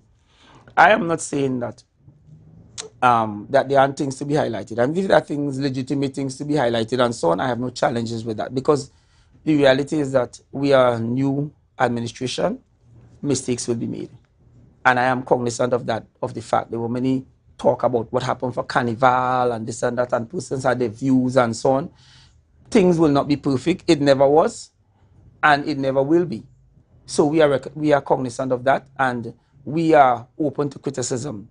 But when you try to deliberately deceive, which is what would have happened here, because you had the information and you know what the reasons were for choosing the particular person, and then you try to make it look as though, well, you know, you just went to Trinidad and you handed out $8 million and so on. Would we have been considered responsible administration not to engage this person who is the only supplier to come and fix our schools? So that is the difference I'm talking about. That when you can be an effective politician, but you can also be a truthful politician, and you don't have to attempt to deceive persons. You can simply speak the truth, and because there are many things that I could point out why I chose to join this administration instead of the other one, right? And they are factual things. They're not things that I'm going to try to embellish or make it look a particular way, right? And if you do your work diligently, you will find things because there will be mistakes. But when you point things out, let it be because of genuine concern for the public. You keep saying that you want to highlight these things because you want the public to be aware, and you're looking out for the public of Tobago, but you are deceiving the public, because just as you were able to talk about the 8 million, then you need to let the public know that this company is the only company that supplies the material in the Southern Caribbean. This company was chosen because there's a specific reason. This company was used by your administration in 2018. So don't try to let it look as though this is some new company that has popped out of the woodwork. And this is what I'm talking about. So that when you attempt to deceive, persons are going to be concerned going down the road about the information that you put out there. So this is advice to my young colleague who is young in politics like me.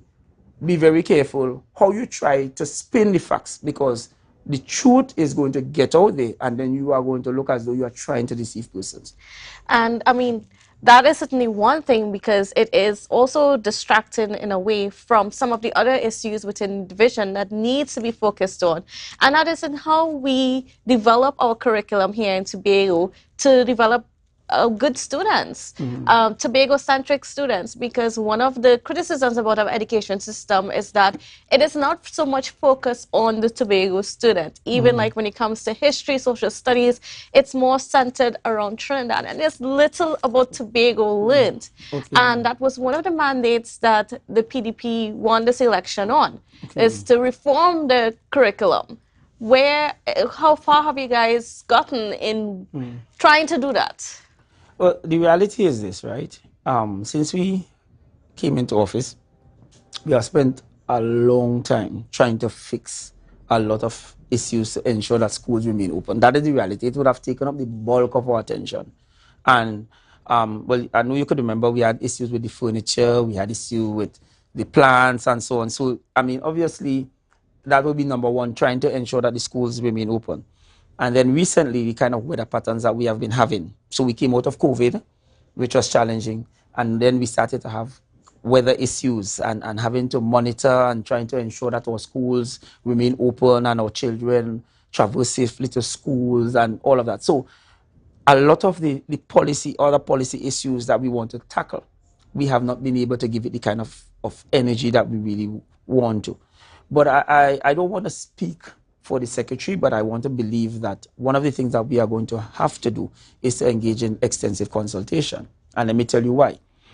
Having a Tobago-centric curriculum is good, right? And we have to be able to marry that with the exams that the students are expected to undertake when they complete their schooling. The reality is that most of our exams, no, not most, all of our exams, except for those exams that are at the school level, are national exams and regional exams, speaking to the C exam and the CXC exam. So we have to be able to ensure, because we're going to get killed otherwise, and damn if you do, damn if you don't, that we have a very skillful curriculum that will encompass our Tobago-centric nature, but will not affect the basic tenets that these children are expected to be able to perform at the level of CXC, because we don't do our own exam, right? So that you have to skillfully be able to do that, and that is not something that is going to happen willy-nilly. You have to engage the professionals and so on. But it is something that we believe must happen. But again, we're going to begin the process, because one of the things that would have happened nationally, and in my observation and my estimation, there are many good programs that have been initiated by many governments throughout the years.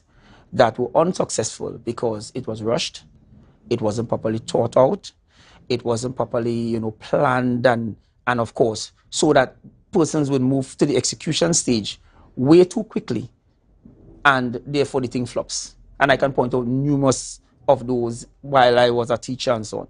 So that one of the things that we have to ensure is that we do not go down that road. So that we want to have this Tobago-centric curriculum, but we must, do our due diligence. We must ensure that all the necessary I's are dotted and the T's are crossed. Because again, you could end up finding yourself in a position where you are criticized now for tampering with the curriculum so severely that our students are placed at a disadvantage when it comes to the national exams. Certainly. So that we have to be able to integrate it skillfully into the other areas so that it doesn't affect going down the road the exams that they have to do, because those are national exams and regional exams. They're not, so we have to make sure that we have those things, as I said, covered.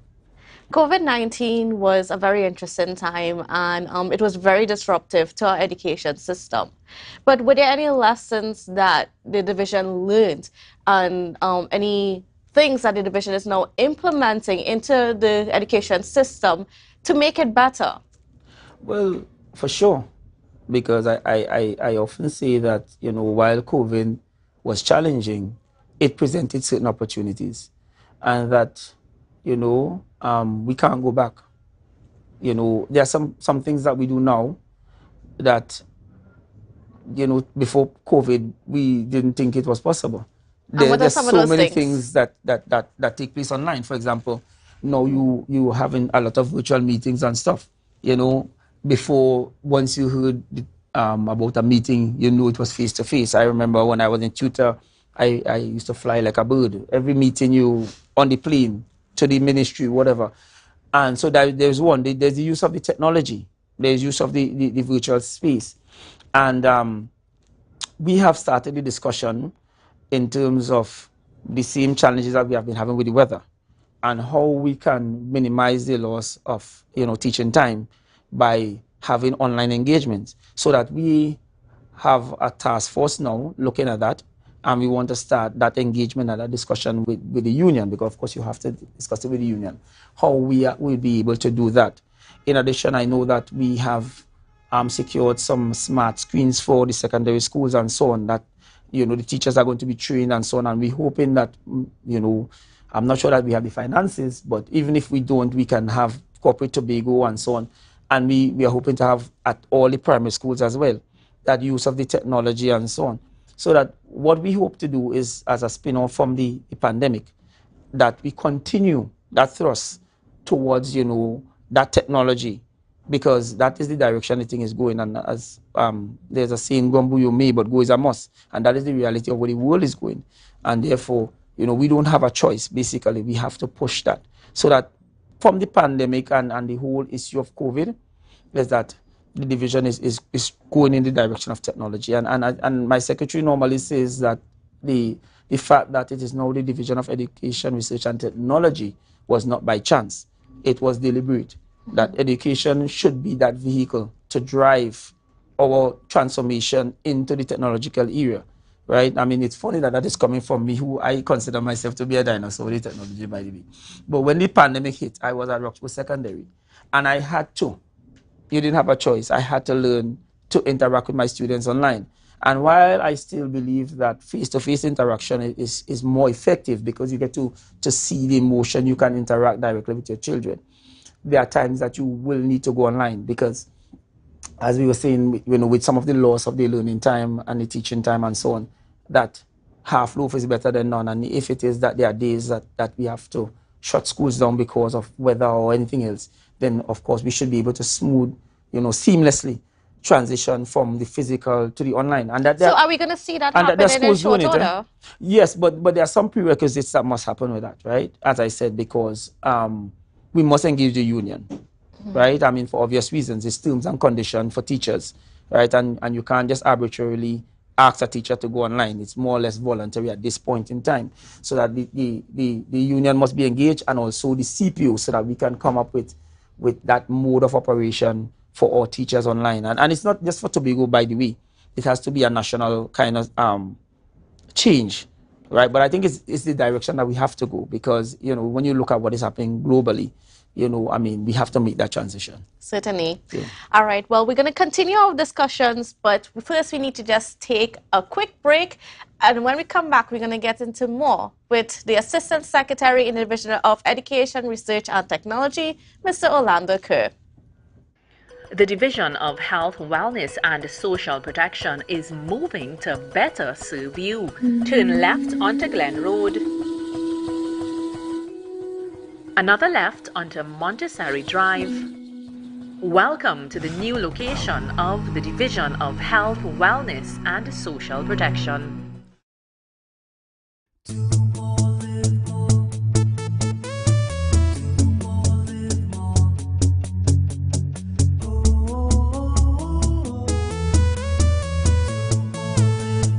This is how it's gonna go. They better look up and look, 'cause this is your show, and everybody's gonna know. Say it to them once again. They better look up and look. This is your show, and everybody's gonna know. That's how it's gonna go. They better look up below, 'cause this is your show.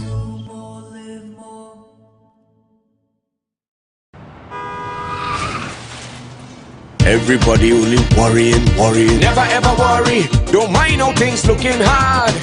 I tell them never ever worry. If your life can't get damaged bad. I tell them never ever worry. What I'm saying is true. So just consider Tatil is always right here for you. I tell them never ever worry. Don't mind if life make you sad. I tell them never ever worry. If your house get flooded out real bad. I tell them never ever worry. What I'm saying is true. So just consider Tatil is always right here for you. I tell them never ever worry. If sickness catch you off guard. I tell them never ever worry. If times fall on you real hard. I tell them never ever worry. What I'm saying is true. So just consider Tatil will always be here for you. Never worry about a thing. Tatil, where people are people. You know what I mean.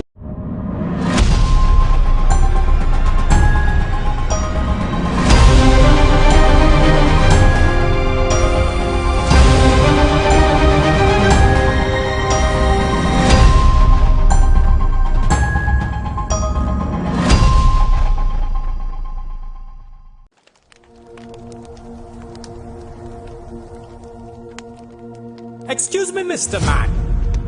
Playground rhymes. That's why I'm bringing back the playground rhymes.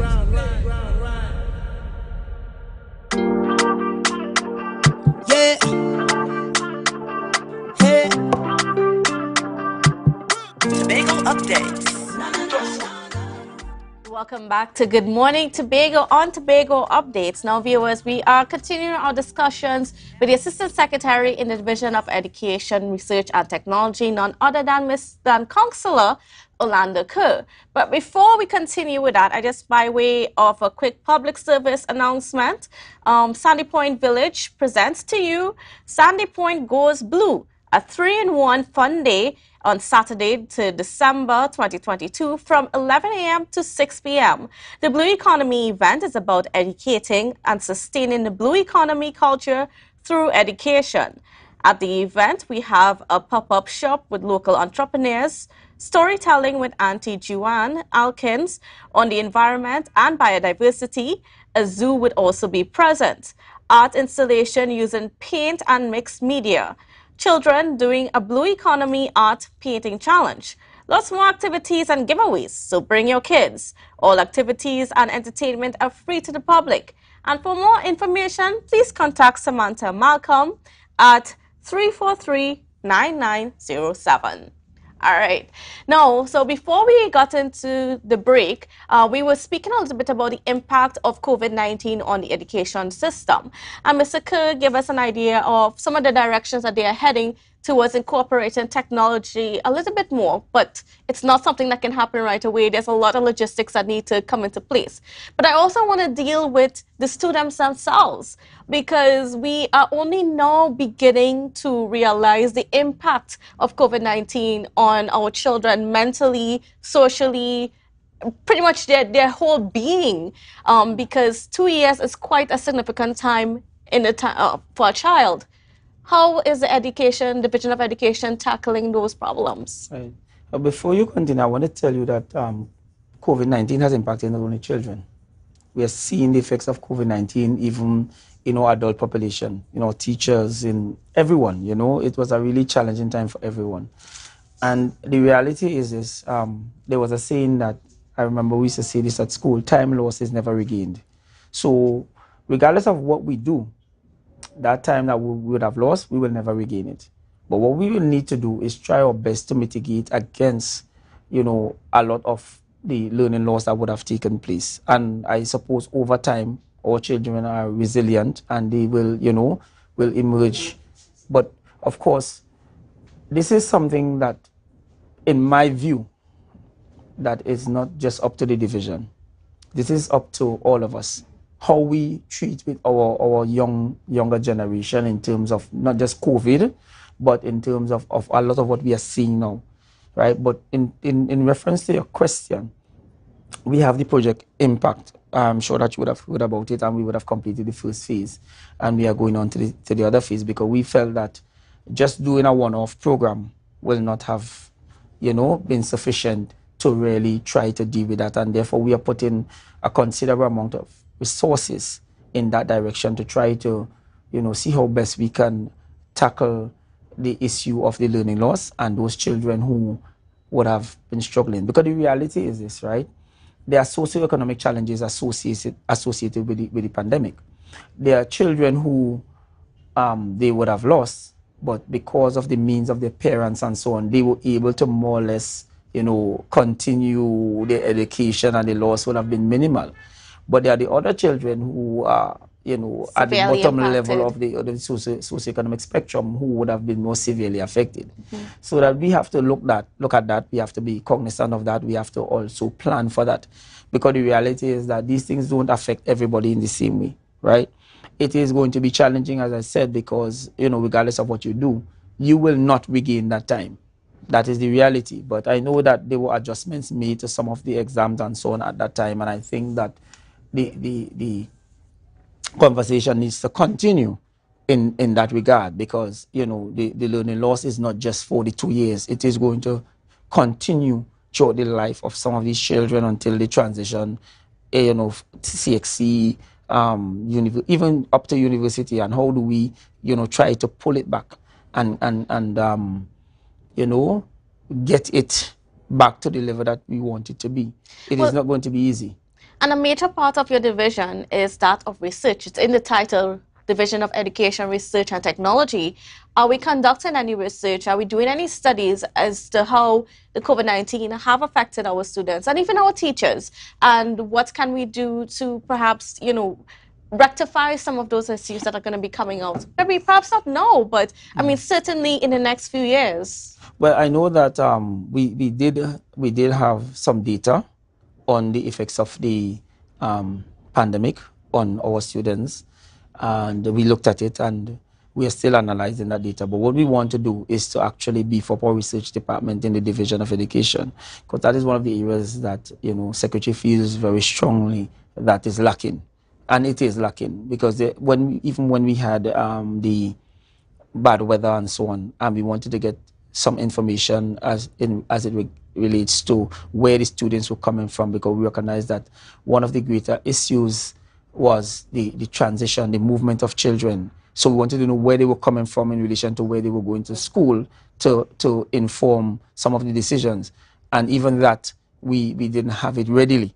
So that we recognize that our research department needs to be beefed up, and so that all decisions are made using the data that we have. Because very often, in our space, decisions are made in the absence of data. We want to go in that direction. We want to have the data available so that whenever we have this, whenever we make decisions, we make it based on the information available. And even what I spoke about earlier in relation to even how do you respond to the learning loss and so on, then we need to have the data, and so that we ensure that we are targeting the persons who really need the help, right? So that is also something else that we are working on, that we are trying to improve on, right? And as I said, it's a work in progress. We have started a lot of, the transitions, the movement. I can tell you that one of our greatest hindrances is funding. The fact that we would have received a lot less than we would have asked for is a challenge. The division is skating on ice almost every month to try to meet its commitments financially and so on. And persons might say, well, that was always the situation. But the reality is that when you inherit the debt that you inherit, maybe if it was a situation where we are underfunding but we are starting from ground zero, then it's a bad situation, but it's something that we might be able to cope and manage. But when you are underfunded and you have your bills are mounting, and maxi taxi drivers want their money, security officers want their money, school feeding want their money, you have to pay teachers are asking for the increments, contract teachers are asking for the gratuities, and also on the back of that you inherit a huge debt that you have to service. Then we have to really be very skillful in how we manage going forward.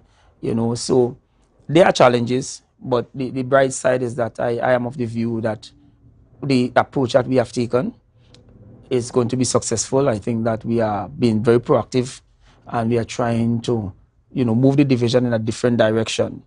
The definition of madness is doing the same thing the same way and expect a different result. And we have done that for years. I don't want to say that persons have been ignoring the challenges, but I'm also going to say that, 21 years is a long time for some of these things to be happening. And, there has been no change. I can see within less than a year, because we haven't reached a year as yet, we have been able to make a lot of changes to a lot of the issues. And as I said, the measure is not that the result is immediate, but the measure is that there is that affirmative action to try to change the issue. Right.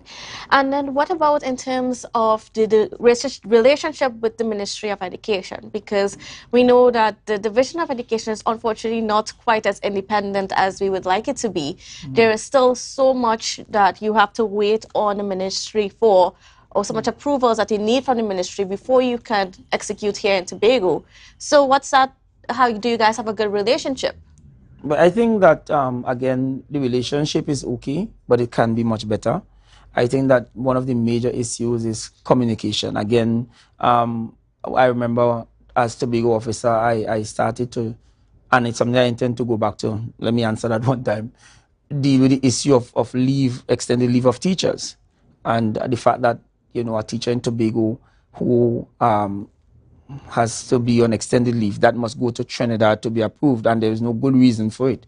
There's absolutely none, and it creates an inordinate delay in the length of time. I remember at one time I was treated with an issue of extended leave for a teacher that took 7 years, and that was through me advocating at the level of the PS at our meetings and asking every single time I go there to get it done. And I am of the view that you don't have to always treat with individual issues, it's to fix the system. And if you fix the system, then, that those issues will, certainly be addressed. And when you talk to all the persons involved, everybody's willing to do it. I remember at the time the secretary was willing to do it, the ministry were willing to do it, and it just never got done. So, we have a way of not dealing with matters frontally. We have a way of allowing things to continue, for a very long time. And then we are surprised that we're having challenges, So that whole issue of the relationship with the ministry, as I said, I am of the view that it could be much better. Because there's still that issue of, in some instances, where you have to send files to Trinidad, or files from Trinidad to come, and there's always an issue of communication. There's always an issue of something being lost. We can't find it. Tobago is saying they send it. Trinidad is saying that we don't have it. And I'm saying that we have to, and that is not a new thing. That is something that has existed for many years, as my chief secretary just said, donkey years. And it's like nobody is desirous of let's see how we can mitigate against it. Let's see how we can change it.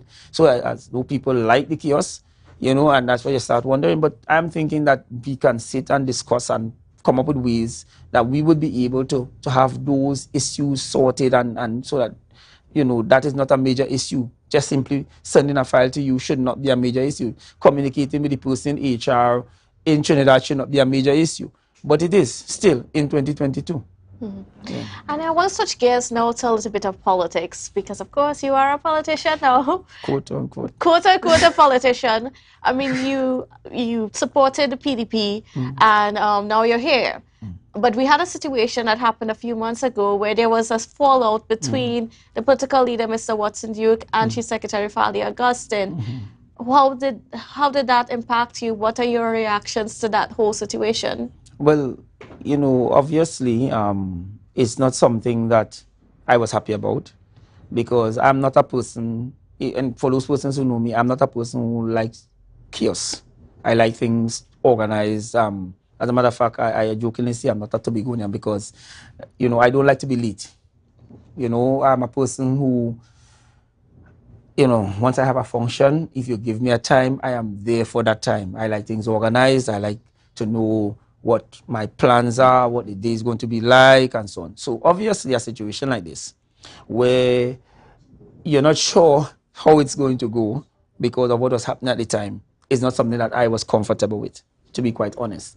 And that was also one of the reasons why I never used to, want to get into politics, because of the nature of those kinds of things. And it really, what should I say? It's not something that I am happy about, but you can't go back.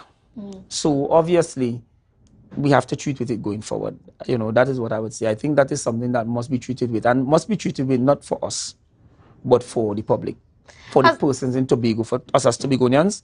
I think that we need to deal with that. We have to. Has that changed your affiliation with the party and your support of the party?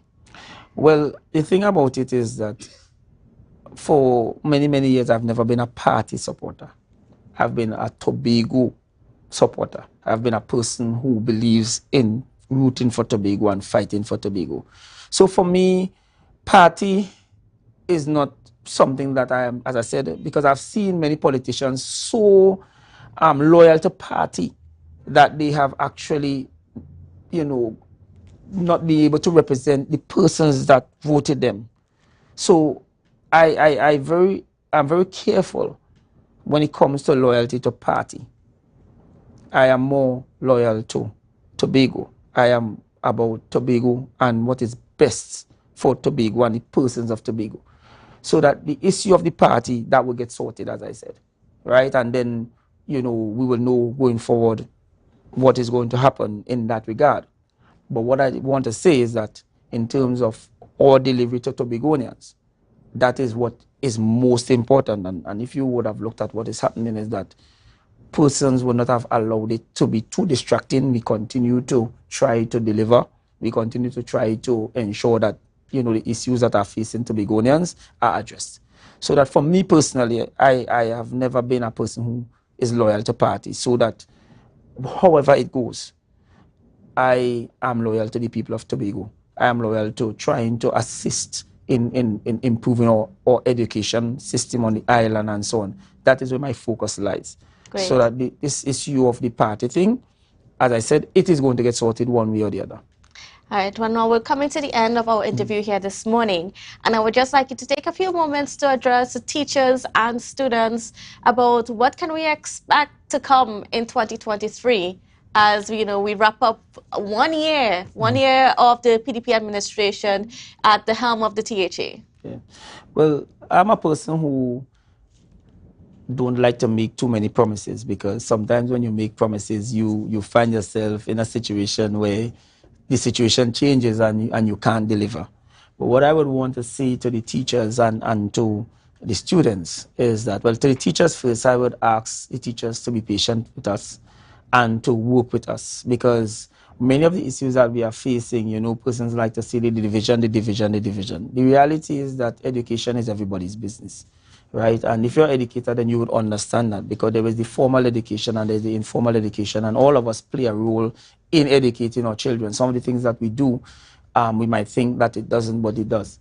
And therefore, we would want to work along with our teachers, right? What I would want to ask our teachers is to renew the commitment, because there are those who are not so committed, I would want to put it, and that the public would normally focus on those and not focus on the 10,000 who are committed. And those who are not so committed, I would want to ask you to, really do some introspection and really let us give our children what they are coming to school for.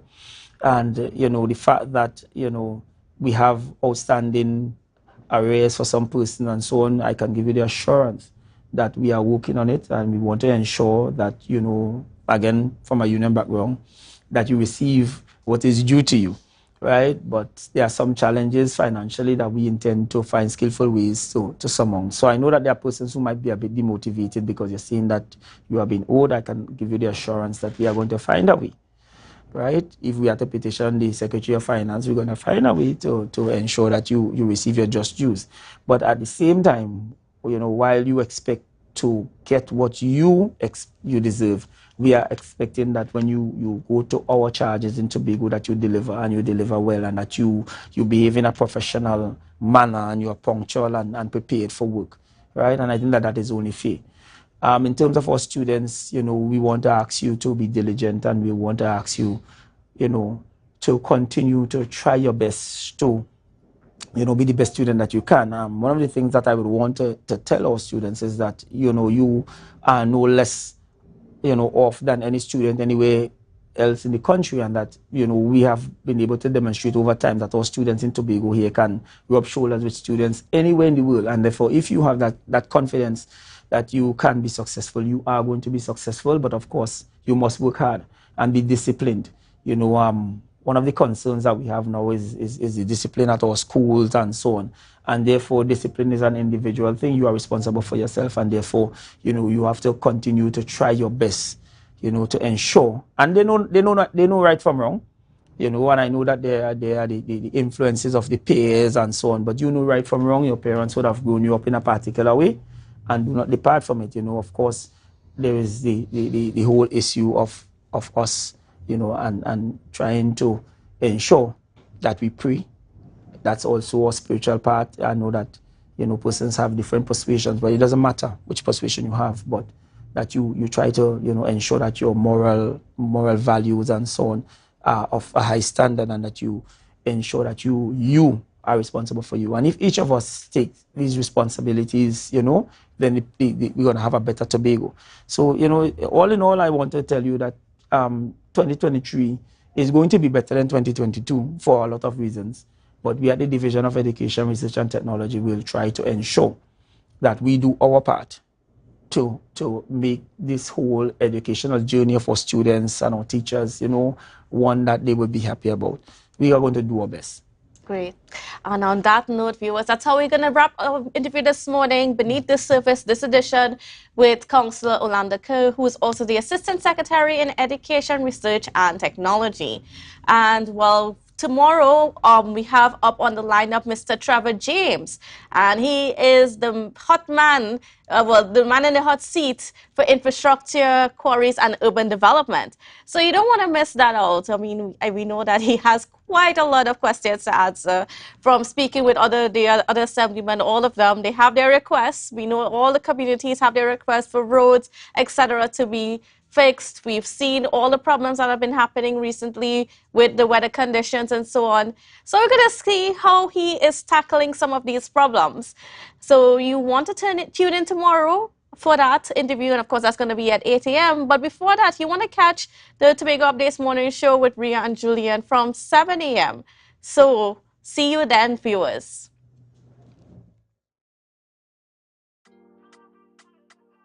Yeah. Hey. Tobago Updates. Good morning, Tobago. Wake up with Candace and Denise. Let's go. It's a brand new morning. Rise up to a brand new dawning. As the passion start to rise, the energy fill the skies. I say thanks a favor to wake up and